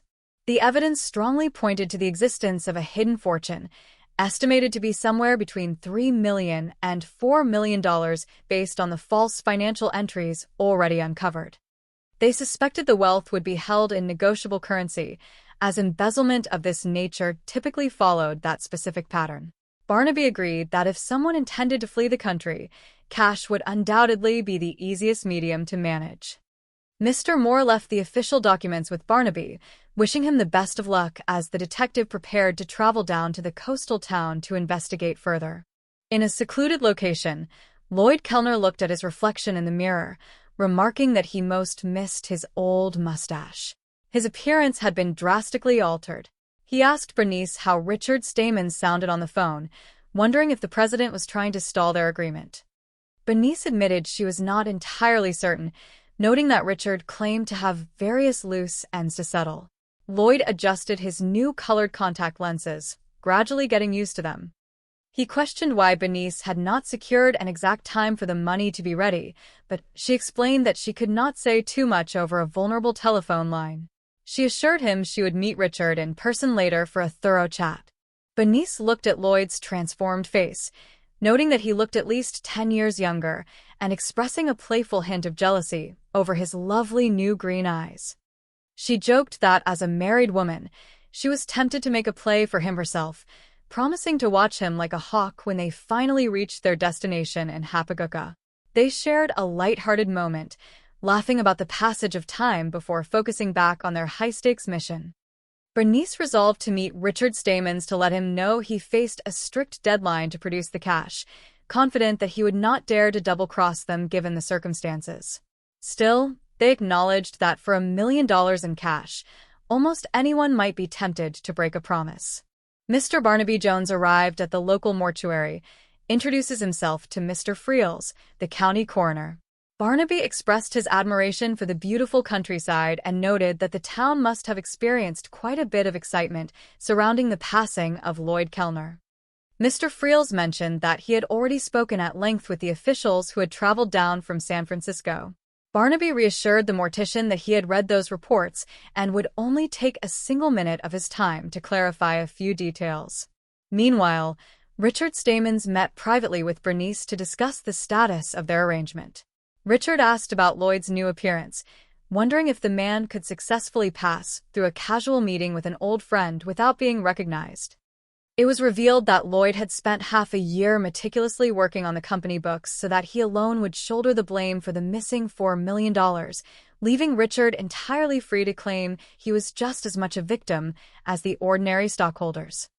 Their agreed share was 25%, amounting to exactly $1 million. Richard spoke fondly of the past, recalling the very first day he had hired Bernice as a secretary. Bernice urged him to focus strictly on the financial aspect of their deal. Richard assured her that it would take approximately 48 hours to have the funds transferred down to their location. However, he raised a serious point regarding a potential flaw in their otherwise perfectly constructed plan. He noted that while Lloyd had been officially declared dead and the active search for him had ceased, there was absolutely no guarantee that he might not someday be recognized in public. Richard painted a frightening picture of the future, suggesting that every time Bernice walked the streets or entered a public place with Lloyd, she would live in constant fear of discovery. Richard suggested that staying with Lloyd meant facing the constant threat of prison and losing her best years, whereas a future with someone else offered unlimited freedom. Bernice found the sudden turn of the conversation deeply unsettling, as the thought of such perpetual danger had never occurred to her before. Later that morning, Barnaby Jones visited the grand estate of Richard Stamens. Upon meeting the detective, Richard explained that he was aware Barnaby had been retained by the attorney, Mr. Moore. Barnaby commented on the beautiful property, to which Richard bitterly replied that it was currently a nice place for his creditors rather than himself. Richard invited the investigator inside, mentioning that he liked to play a little early morning golf to clear away the cobwebs. Barnaby explained that his primary interest in the case was tracking down any company funds that the late Mr. Kellner might have secreted away. Given Richard's close association with the controller, Barnaby wondered if he had any insights.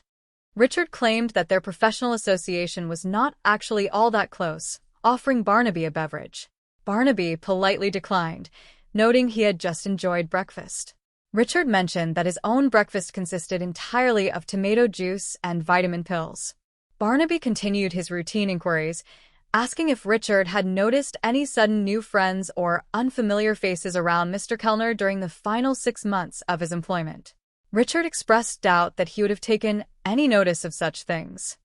Barnaby pointed out that when someone plans to embezzle a massive sum of money, they generally require freedom of movement to hide it, yet records showed that Mr. and Mistress Kellner had stayed very close to home. Richard admitted that the entire subject of Lloyd Kellner had become deeply distasteful to him, expressing regret for trusting his controller so implicitly. Richard lamented that he had lost everything, with active attachments against his house, his automobiles, and his prized art collections, leaving him with nothing but his personal clothing and his beloved pets. Barnaby noticed a beautifully arranged fish tank in the room and complimented the arrangement before asking if there was any particular reason why Mistress Kellner had chosen to remain down at the local marina instead of returning immediately to San Francisco. Richard explained that she was staying in a condominium apartment that the company had purchased about 6 months prior. Because it was seldom utilized, he had kindly suggested she use it to rest and recover from her terrible ordeal. Richard counted himself as a supportive friend who held no ill will against her for her husband's thievery. Back at the marina, Mr. Friels paid a surprise visit to Mistress Kellner, personally delivering a decorative urn containing what were supposed to be her husband's ashes. Mistress Kellner was surprised by the unexpected delivery, thanking him for his trouble but wondering why he had not simply mailed it. Friels explained that he considered it important enough to deliver in person, smoothly adding that there was a substantial delivery and service charge of $25,000. Mistress Kellner realized the mortician was fully aware of their elaborate deception. Friels casually admired the marvelous view from the apartment, noting that he was a modest man who lived very modestly. He pointed out that while someone else smelling millions of dollars at stake might have demanded an entire million, he was perfectly content with a total of $50,000, requesting another $25,000 to round out the sum. Mistress Kellner promised to get in touch with her husband to secure the funds, and Friels agreed to return precisely at 10 o'clock sharp on Saturday morning. Sensing growing danger, Bernice immediately arranged a discreet meeting with Lloyd near the telescope by the Undersea Gardens, warning him that they could no longer risk speaking over the telephone or meeting at the boat. As she walked through the public plaza, Barnaby Jones politely intercepted her, introducing himself as a private investigator working alongside Mr. Moore. Mistress Kellner expressed her weariness regarding investigators and attorneys, but Barnaby kept his tone entirely pleasant, offering to simply walk along with her as she did her shopping. Barnaby mentioned that he had recently spotted the mortician, Mr. Friels, departing from her apartment building. Bernice confirmed that the kind gentleman had simply delivered her husband's ashes after a long trip. Barnaby then casually inquired about the desert road where the automobile accident had taken place, asking where they had been headed. Bernice explained that they were traveling to a quiet motel to discuss the difficult situation Lloyd found himself in. When Barnaby noted that he had driven through that exact road yesterday and failed to see any motel, Bernice quickly clarified that her husband had made a wrong turn and was simply traveling fast to make up for lost time and return to the main highway. Following the encounter, Bernice hurried to the hidden yacht where Lloyd was hiding, informing him that the investigator named Jones was asking pointed questions. She explained that while the detective did not overly worry her, the extortion demands from Mr. Friels represented an immediate threat. Lloyd refused to be intimidated by the mortician and resolved to handle the matter personally when Friels returned. On the designated morning, Lloyd Kellner disguised his appearance and met Mr. Friels at the mortuary. Friels, initially believing he was speaking to a traditional client, was stunned when Lloyd revealed his true identity. Lloyd presented a package containing $10,000, explaining it was all the cash he could raise on such short notice and requesting a month to secure the rest from his various investments. Friels expressed skepticism, wondering how he could ensure he would be paid once Lloyd and his wife departed for parts unknown. Lloyd confidently guessed that Friels had written down the entire story of the deception and placed it safely inside a safety deposit box as financial insurance. Friels smiled, praising Lloyd for making a very accurate guess. However, as Friels began to discuss the specific terms of the future payments, Lloyd unexpectedly turned the tables on the extortionist. Realizing that Friels represented a permanent threat to their freedom, Lloyd took decisive action to ensure the mortician's absolute silence, leaving the premises quietly before anyone else arrived. Later that afternoon, Barnaby Jones returned to the mortuary looking for Mr. Friels. He was greeted by a young assistant named Brooks, who explained that the owner was expected back shortly. Barnaby mentioned that he wished to ask a few routine questions regarding the cremation of Lloyd Kellner, which had taken place on the previous Tuesday night. Brooks looked entirely confused, stating that the only cremation to take place recently had occurred just the previous evening. Brooks explained that he had been away on vacation and had only returned the day before. He pointed out that before leaving for his vacation, he had personally refilled the fuel tank for the cremation chamber. Upon his return, the tank was still completely full, but by the following morning, the gauge showed it had dropped by some 20 pounds, which matched the exact amount of fuel required for a single cremation. Barnaby realized with absolute clarity that the cremation of Lloyd Kellner on Tuesday night was a complete fabrication and that someone else had been placed in the chamber just the night before. Meanwhile, Richard Stamens visited Bernice at her luxurious poolside location. Bernice invited him to join her for a refreshing swim, but Richard declined, noting that he preferred to complete his disciplined routine of 50 laps every night before bed. Richard stressed that time was becoming incredibly short and that they needed to finalize their departure.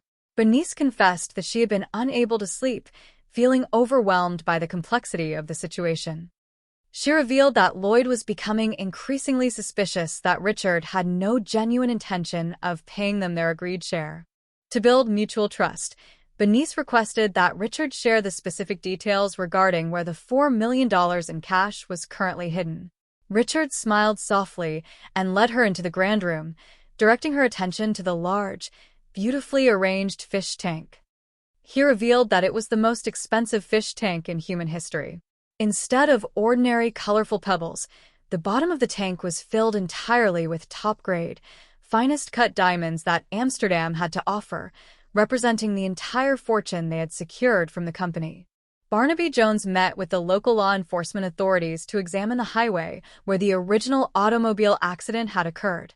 The investigators analyzed the skid marks on the road, noting that they were of completely equal density on both sides. Barnaby explained that if a driver had genuinely lost control and tried to turn the wheel sharply to avoid overturning, the physical marks on one side of the road would naturally be much heavier than the other. This mechanical discrepancy strongly suggested that the entire accident had been meticulously staged. Barnaby explained his theory that the highway was chosen specifically because it led to only one destination back to the main route, providing the perfect cover. Furthermore, the mysterious disappearance of Mr. Friels from his own mortuary raised immense concerns. While they lacked the immediate physical proof to arrest the conspirators, Barnaby began connecting all the events that had occurred exactly 6 months prior. 6 months ago, Lloyd Kellner had begun altering the company financial books. Exactly 6 months ago, the company had purchased the condominium apartment at the marina. Furthermore, exactly 6 months ago, Lloyd had enrolled in specialized Spanish language classes, joined a prominent yacht club in San Francisco, and successfully completed advanced courses in celestial navigation. This detailed preparation clearly indicated a plan to escape by sea to a foreign destination. Back at the estate, Bernice informed Richard that Lloyd was demanding a full third of the diamonds immediately, refusing to wait until the scheduled Sunday night meeting. She suggested that Lloyd was growing increasingly suspicious and that Richard needed to speak with him tonight to pacify him. Richard reluctantly agreed, asking for the location. Bernice directed him to a secluded establishment known as Randy's Bar, providing detailed driving directions down the coast highway beyond the overpass. Richard noted the directions carefully and departed, unaware that he was walking into a carefully arranged trap. The following morning, the local radio station announced the tragic news of an accidental drowning involving a prominent local businessman. Barnaby Jones visited the scene, observing the authorities collecting evidence. The law enforcement officials noted that the individual appeared to have tripped over a glass while drinking, sustaining minor cuts before drowning in the water. Barnaby carefully surveyed the room, recalling his previous conversation with the owner. Although he had only spent 5 minutes in that room days ago, Barnaby's flawless memory detected a significant change. He looked directly at the grand fish tank. The colorful stones that had previously been spilled out beautifully across the sand at the bottom of the tank were completely gone. The detective recognized that those unique stones were the missing key to the entire mystery. A few hours later, Barnaby Jones calmly walked onto the deck of the luxury yacht docked at the marina, surprising Lloyd Kellner, who was busy preparing the vessel for departure. Lloyd was startled by the investigator's presence, demanding to know how Barnaby had managed to locate the boat. Barnaby smiled pleasantly, commenting that the vessel possessed a very appropriate name for a journey intended to carry $4 million worth of diamonds to Mexico. Barnaby explained that locating the boat was a simple matter of logical deduction. He reasoned that an individual trying to maintain absolute secrecy would avoid using traditional checking accounts or identifiable financial transactions, opting instead to pay for their dock slip rentals using direct cash. By checking the local marina records for individuals who insisted on paying their monthly fees exclusively in cash, Barnaby easily identified the hidden yacht. Lloyd attempted to bluff, claiming that the detective had no real evidence and that the police were not on their way. Barnaby calmly assured him that the authorities were indeed closing in. Bernice arrived on deck moments later, holding a firearm to secure their escape. Barnaby remained completely composed, looking at Bernice with genuine pity. He revealed to her that Richard Stamens had completely deceived them from the very beginning, providing them with beautifully cut-paste diamonds made of glass rather than genuine jewels. Bernice refused to believe it, asserting that the stones were absolutely real. Barnaby explained that Richard never truly intended for them to escape with the wealth, using the 6 months of preparation to create perfect replicas to pay them off, while keeping the true fortune for himself. Barnaby revealed that his primary goal in confronting them directly was to uncover the exact physical location of the stones before the case concluded, ensuring that justice was fully served for the defrauded stockholders. As the sound of loud boat horns began to echo across the harbor, Barnaby smiled warmly, noting that the local police monitoring post had successfully surrounded the marina. The grand deception had completely unraveled, leaving the conspirators to face the legal consequences of their actions, while Barnaby Jones calmly prepared to return home, having successfully resolved yet another intricate case with his characteristic wit and wisdom. Chapter 1. The Dust on the Desert Road. The desert sun hung low over the horizon, casting long, amber shadows across the cracked asphalt of the isolated highway. It was a stretch of road that seemed to lead nowhere, flanked only by dry brush and the occasional ancient Joshua tree standing like a lonely sentinel against the sky. The silence of the arid landscape was shattered by the screech of tires, a desperate sound that echoed off the distant hills before ending in a heavy, echoing crash. A late-model sedan sat tilted in the ditch, its front crumpled against a concrete culvert. Dust drifted through the air, settling slowly over the shattered glass scattered across the pavement. Within minutes, a passing motorist pulled his vehicle to a halt, the engine idling softly as he stepped out into the dry heat. He hurried down the embankment, his boots crunching on the gravel. Near the passenger side of the vehicle, a woman sat on the ground, leaning against the dirt bank. Her clothes were dusty, her hair disheveled, but she appeared largely uninjured, though her eyes were wide with a mixture of shock and calculated distress. The motorist knelt beside her, his face filled with genuine concern. "Are you hurt, ma'am?" he asked, his voice gentle and reassuring.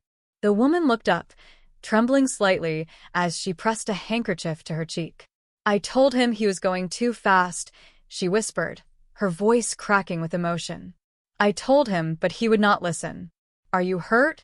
the man repeated, looking her over for any signs of serious injury. "He lost control," she replied, shaking her head as if trying to clear the memory. "It all happened so quickly. He just lost control of the wheel." A second vehicle pulled up to the scene, its doors flying open. A tall, distinguished gentleman stepped out, accompanied by a local official who carried a heavy woolen blanket. The official hurried down the slope and draped the blanket over the woman's shoulders. "You better put this on," he said softly. "Now, can you tell me your name?" She swallowed hard, looking at the official with tear-filled eyes. "Mrs. Bernice Kellner," she said. The official nodded slowly, jotting the name down in a small notebook. "And the driver? Was he your husband?" "Yes," she whispered, looking toward the wreckage. "My husband, Lloyd. Is he?" The gentleman who had approached the vehicle stepped back, his expression grim. "Dead," he stated plainly. "A broken neck, it appears. He died instantly upon impact." The local official sighed, looking at the crumpled front of the car. "See if you can reach his coat," he directed the motorist. "We need to locate his identification to verify the details." The motorist leaned into the shattered window, carefully reaching across the seat. "Yeah, I can reach it," he muttered, pulling a leather wallet from the interior pocket. He handed it up to the official. "What did you say his wife's name was?" "Her name is Kellner," the official replied, opening the wallet.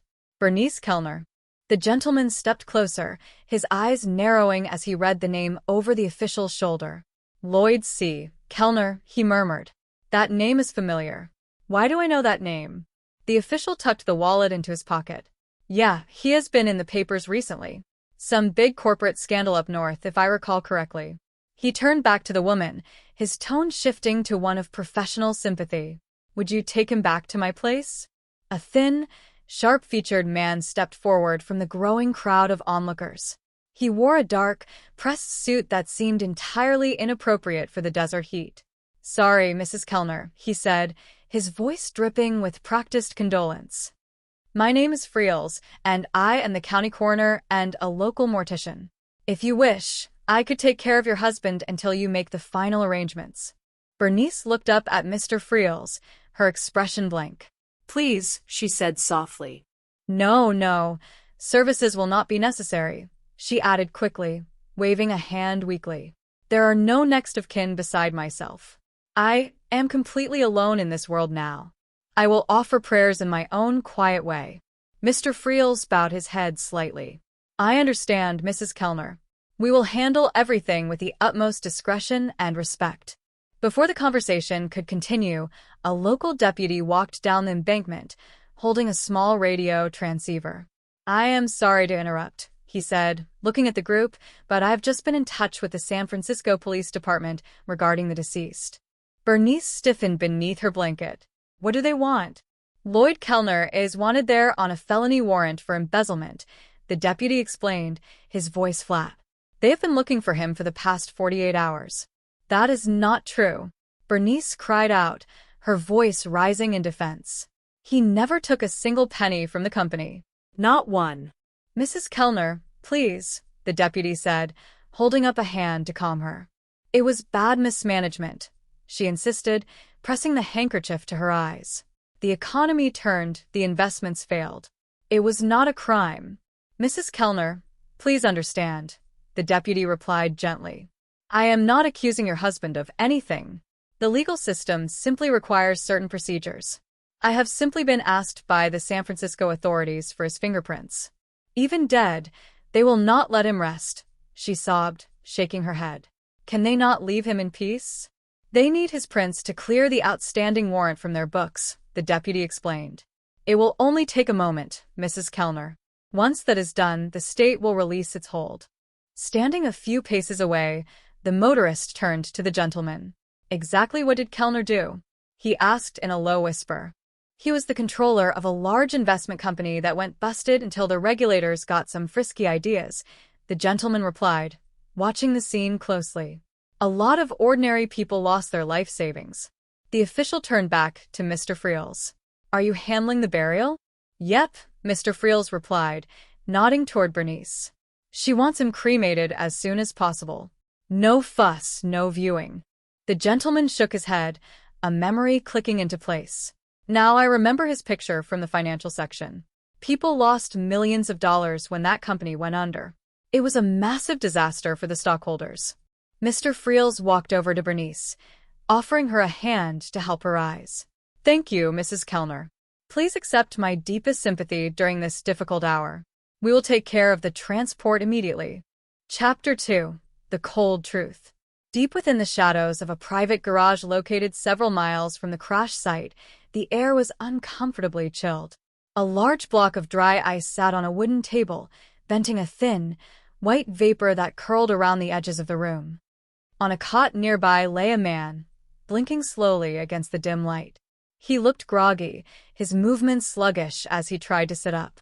He is freezing, Bernice complained, stepping into the room and rubbing her arms against the chill. I told you that dry ice was overdoing it. Look at him. He is shivering. Mr. Friels stood by the door, checking his pocket watch. He is fine, the mortician replied coldly. He is shaking off the effects of the depressant faster than I counted on. The chemical cocktail was precise. He could have frozen to death in that vehicle, Bernice retorted, her voice sharp with anxiety as she knelt by the cot. Lloyd, can you hear me? The man on the cot, Lloyd Kellner, groaned softly, pressing a hand to his forehead. His skin was pale, but his pulse was steady. Mr. Friels did not look impressed by the display of spousal concern. He turned his attention back to the business at hand. Do you have the rest of the money with you? He asked, extending a hand toward Bernice. Would you mind if we got some life into him first? Bernice snapped, glare directing at the mortician. He has just survived a simulated fatal accident. Give him a moment to breathe. Lloyd blinked, his eyes focusing on the ceiling.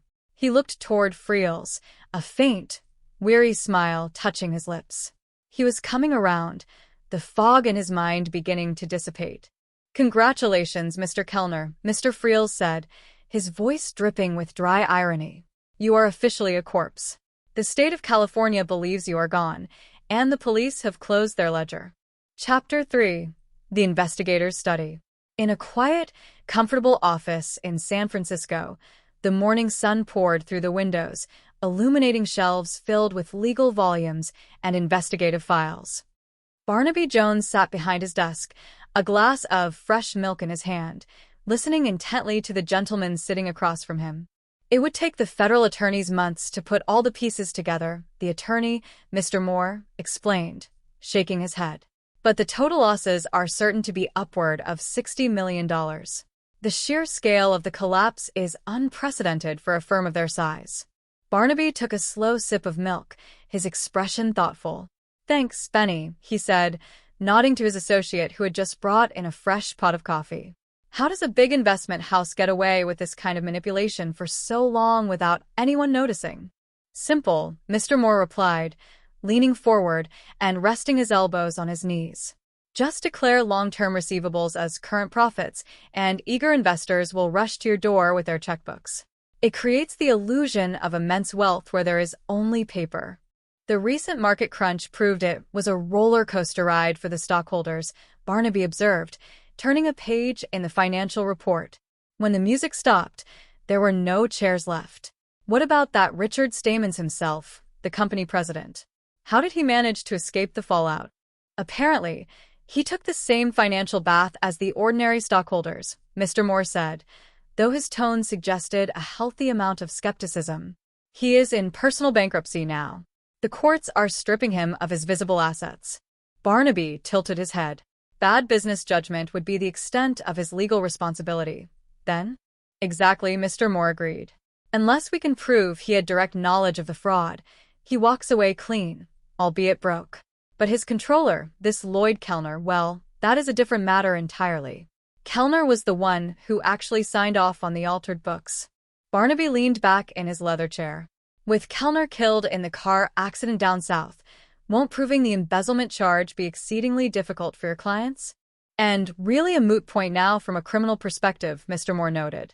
You see, the stockholders who have retained me as their legal counsel want some assurance that this Lloyd C. Kellner was not putting away a substantial nest egg during the past 6 months. They want their money back, Barnaby. The evidence points to the existence of a nest egg, Barnaby murmured, his sharp eyes scanning the column of numbers. A man does not falsify records on that scale without ensuring his own future security. Mr. Jones, we want you to find that nest egg, Mr. Moore said directly, his voice firm. If it exists, it belongs to the people who trusted this firm with their retirement funds. Between $3 and $4 million, you tell me? Barnaby asked, confirming the figures.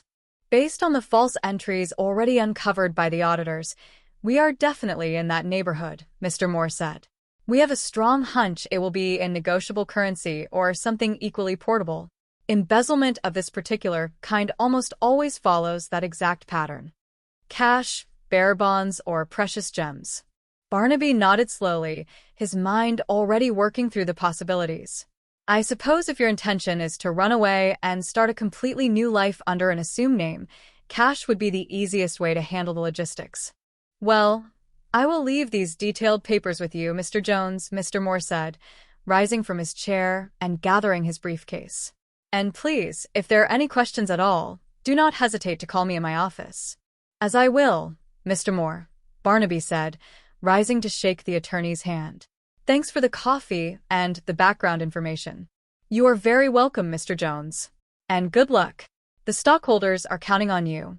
Chapter 4. The New Face. In a secluded beachfront cottage far down the coast, Lloyd Kellner stood before a bathroom mirror. He held a small towel to his face, wiping away the remnants of shaving cream. The thick, dark mustache he had worn for over 15 years was completely gone, revealing a strong, unfamiliar jawline. What I miss most is that mustache, Lloyd muttered, touching his upper lip with a sigh. It feels like a part of me is missing. Bernice walked into the room, holding a small plastic case. How did Stamans sound when you spoke to him? She asked, her voice tinged with anxiety. Like it as a stall? I am not entirely sure, Lloyd admitted, turning around to face her. He claimed there were still a few loose ends to settle before he could move the assets, whatever that means in his vocabulary. How do the colored contacts feel? She asked, leaning close to examine his eyes. Getting used to them slowly, he said, blinking against the slight irritation. They make everything look just a little bit different. Why didn't you nail it down? She asked, her tone shifting to one of frustration.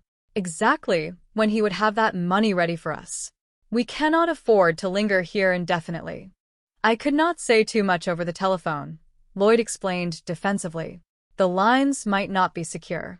But I told him, sir, I will be over there later this afternoon for a serious chat. We will settle the timing then. Bernice reached up and adjusted his collar, stepping back to admire the transformation. There, let us see. Wow. You look at least 10 years younger. I am almost jealous, she added with a soft laugh. Such lovely green eyes you have now. No one from the old office would recognize you if they ran right into you on the street. Hey, cool, Lloyd said, trying out a youthful smile. Isn't that the way the kids put it these days?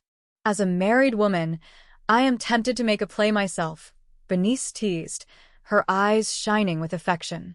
But seriously, Lloyd, I'm going to watch you like a hawk when we finally get to Hapaguka. You look far too handsome for your own good now. Why can't a woman shed 10 years so easily?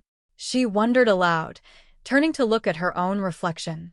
That is because you shed them 10 years ago, my love, Lloyd said smoothly, wrapping his arms around her waist. Ouch, she laughed, tapping his arm. Watch your tongue, old man. But those loose-end statements that Richard needs to settle worry me. You need to get over there and let him know in no uncertain terms that he has a strict deadline to produce that cash. Don't be afraid to tell him exactly how it is. He is not going to play any games with us. I don't see how he can afford to double-cross us, Lloyd said, his expression turning serious. He needs us to stay quiet just as much as we need the money. For $1 million in cold cash, anybody will double-cross anybody, Bernice warned, her voice dropping to a whisper. The world is full of greedy men, Lloyd. Present company accepted, I hope, Lloyd said, kissing her forehead. It just might wind up insuring you for $1 million, she murmured, holding him tight. Let's just get the money and get out of the country. Chapter 5. Questions for the coroner. The afternoon sun beat down on the manicured lawns of the county mortuary. Barnaby Jones strolled down the concrete path, his hands tucked loosely into his pockets. He took a deep breath of the fresh coastal air, enjoying the scenery despite the somber nature of his surroundings. He found Mr. Friels standing near a small delivery van in the rear courtyard. Mr. Friels? Barnaby called out politely. The mortician turned, his brow furrowing as he looked at the visitor. Yes. What can I do for you, sir? I am Barnaby Jones, a private investigator from up north, Barnaby said, extending a friendly hand. Hope I am not interfering with your important work here today.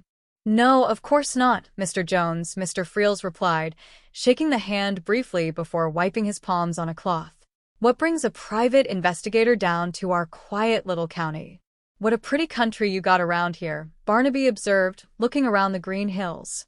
I guess you have had some unusual excitement recently, with the Lloyd Kellner death. Well, Mr. Jones, I already talked to some officials down from San Francisco about that matter, Mr. Friels said, his tone turning guarded. The paperwork is all filed and processed.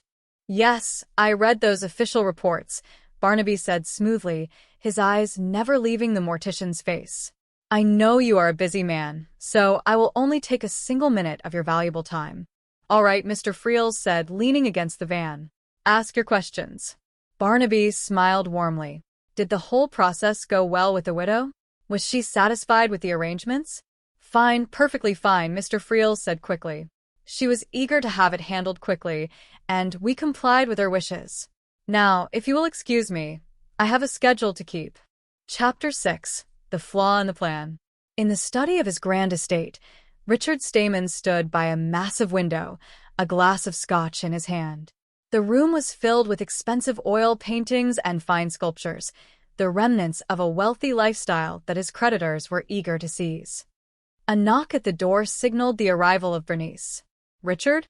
She asked, stepping into the room and closing the door softly behind her. How is Lloyd's new appearance? Do you think he could get by a casual meeting with, say, an old friend from the city? Richard turned around, a cold smile on his face. He looks remarkably different, Bernice. But let us be entirely clear about the reality of our situation. You siphoned $4 million from the company accounts over the last year. Lloyd spent a half-year working on those books, so he alone could take the entire blame for the shortfall, leaving me completely free to claim to the regulators that I was just as much a victim as the ordinary stockholders. Our share of 25%, or $1 million, was firmly agreed to from the very beginning, Bernice reminded him, her voice tightening. Are you getting greedy now that the plan is in motion, Richard? Don't ever change, Bernice, Richard said with a soft chuckle, stepping closer to her. Always so direct and always straight to the point. Do you remember the first day I hired you as my personal secretary? You had that same fierce determination in your eyes. Richard, please, she said, stepping back. We are here to talk about the final transfer. All right, we will talk about the money, Richard agreed, setting his glass down on the mahogany desk. It will take approximately 48 hours to have the necessary cash transfer brought down here to the local branch. The banking cleared today. Now, let us talk about a little flaw in our otherwise perfectly well-made plans, he continued, his tone turning serious. A flaw? Bernice asked, her heart skipping a beat. What kind of flaw? Something I absolutely do not want you to mention to Lloyd, Richard said, lowering his voice. He has been officially declared dead by the state. The legal search for him has completely stopped. The police have filed the case away. But have you honestly thought about what would happen to you if his little masquerade were ever uncovered by someone like that insurance investigator? Well, we will be safely in Mexico by then, Bernice reasoned, though her voice lacked conviction. His appearance is entirely changed now. The mustache is gone, the eyes are green. Yeah, but there is absolutely no guarantee that he might not someday be recognized by a vacationing acquaintance, Richard pointed out, his eyes boring into hers. Now, you think about that very carefully, Bernice. Every single time you walk the streets with him, every time you go into any public restaurant or public place, you will never be quite sure what could happen next. You will be living in constant fear. We intended on living almost as recluses for a year or two until the dust settled, she said defensively. All right, let us set that practical problem aside for just a single minute, Richard said, stepping even closer and reaching for her hand. Did you know that I was completely destroyed inside when I found out that you had eloped with Lloyd? All I could think of for weeks was that I had lost the only woman who truly understood me. I didn't know, Bernice whispered, looking down at her shoes. I am touched, Richard. I am flattered by your words. I have often wondered if some deep feeling for me lingered on in your heart after your marriage to him, Richard said, his voice soft and persuasive. Are you afraid to answer that simple question, Bernice? Well, I am married to Lloyd now, Richard, she said, pulling her hand away gently.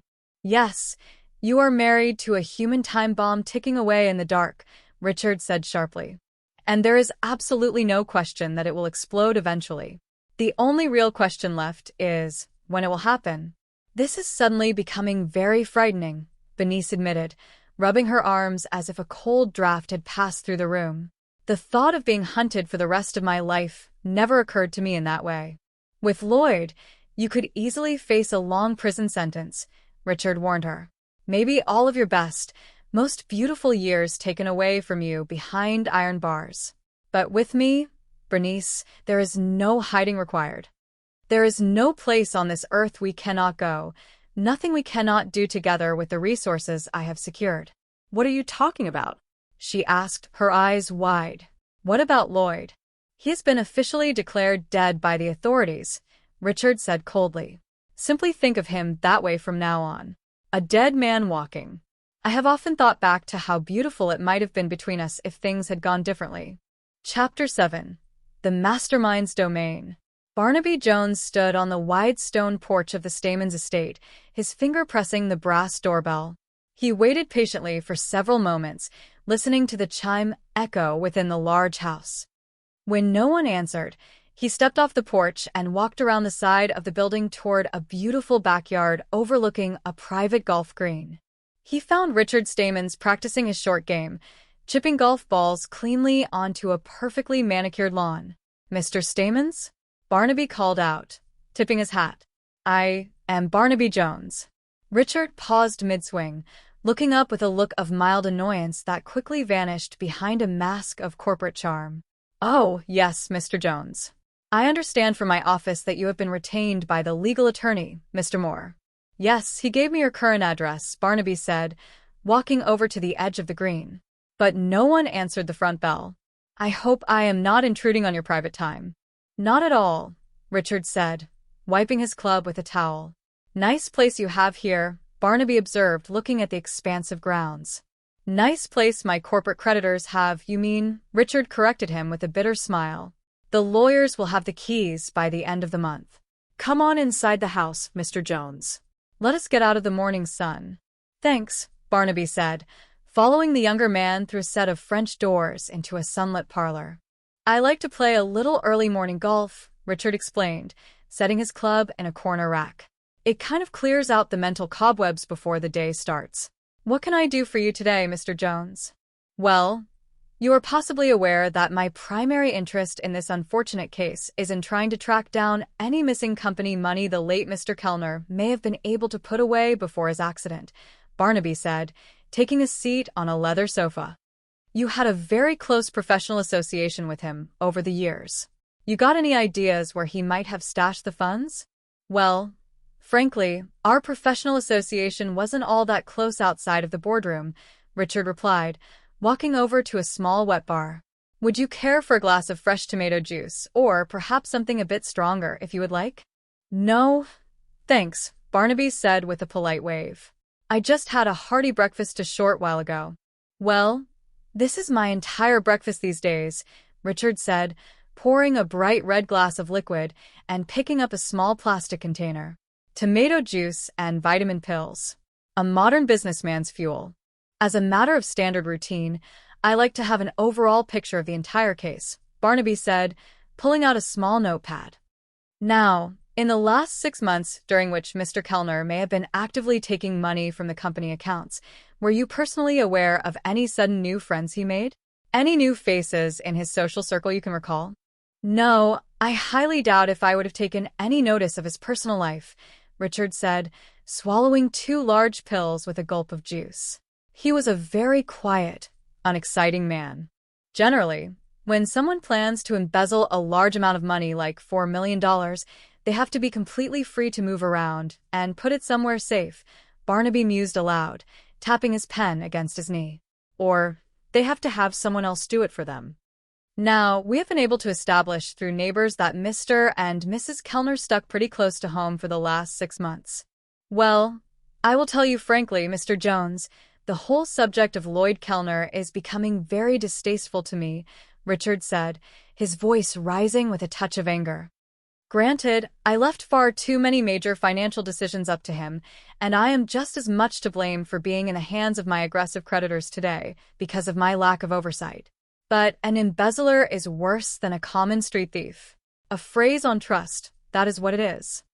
Kellner certainly preyed heavily on mine." "Yes, I can certainly understand how you must feel," Barnaby said sympathetically. "It is a terrible situation for everyone involved." "I have lost absolutely everything," Richard continued, gesturing around the room. "There are legal attachments against my house, my personal cars, even the fine oil paintings I have collected over the years. I have even been forced to dismiss my entire household staff of servants. I am left with nothing but my personal clothing and my small pets." Barnaby looked toward the corner of the room, where a large, elaborate fish tank sat glowing with soft blue light. He walked over to it, admiring the colorful tropical fish swimming through the clear water. "I see you still have your aquarium. I had to convince the state appraiser that my little pets needed their home left intact," Richard said, joining him by the glass. "It was one of the few exceptions they allowed." "Well, that certainly is a pretty arrangement of colored pebbles you have at the bottom there," Barnaby observed, peering closely at the sparkling sand. "Very bright." "Thank you," Richard said smoothly. "It provides a bit of color in an otherwise dark time. Is there anything else I can help you with, Mr. Jones?" I do have several other legal appointments this morning. I understand that Mrs. Kellner is currently living down at the local marina, Barnaby said, turning away from the fish tank. Can you think of any specific reason why she wouldn't have gone back to her family in San Francisco after the funeral? Well, she is staying at a condominium apartment that the investment company bought about 6 months ago for corporate clients, Richard explained. It is seldom used by the firm, so I personally suggested she use it to kind of rest up, and recover from her terrible ordeal. It seemed like the humane thing to do. Do you have any common friends down here of who might be supporting her? Barnaby asked. Well, I count myself as a loyal friend to her, Richard said firmly. I am certainly not holding against her the terrible thievery of her late husband. She knew nothing of his crimes. But there are no other friends down here that I am aware of. Well, thank you very much for your time, Mr. Stamens, Barnaby said, tipping his hat once more. You have been very helpful. You are very welcome, Mr. Jones, Richard said, showing him to the door. Good luck with your investigation.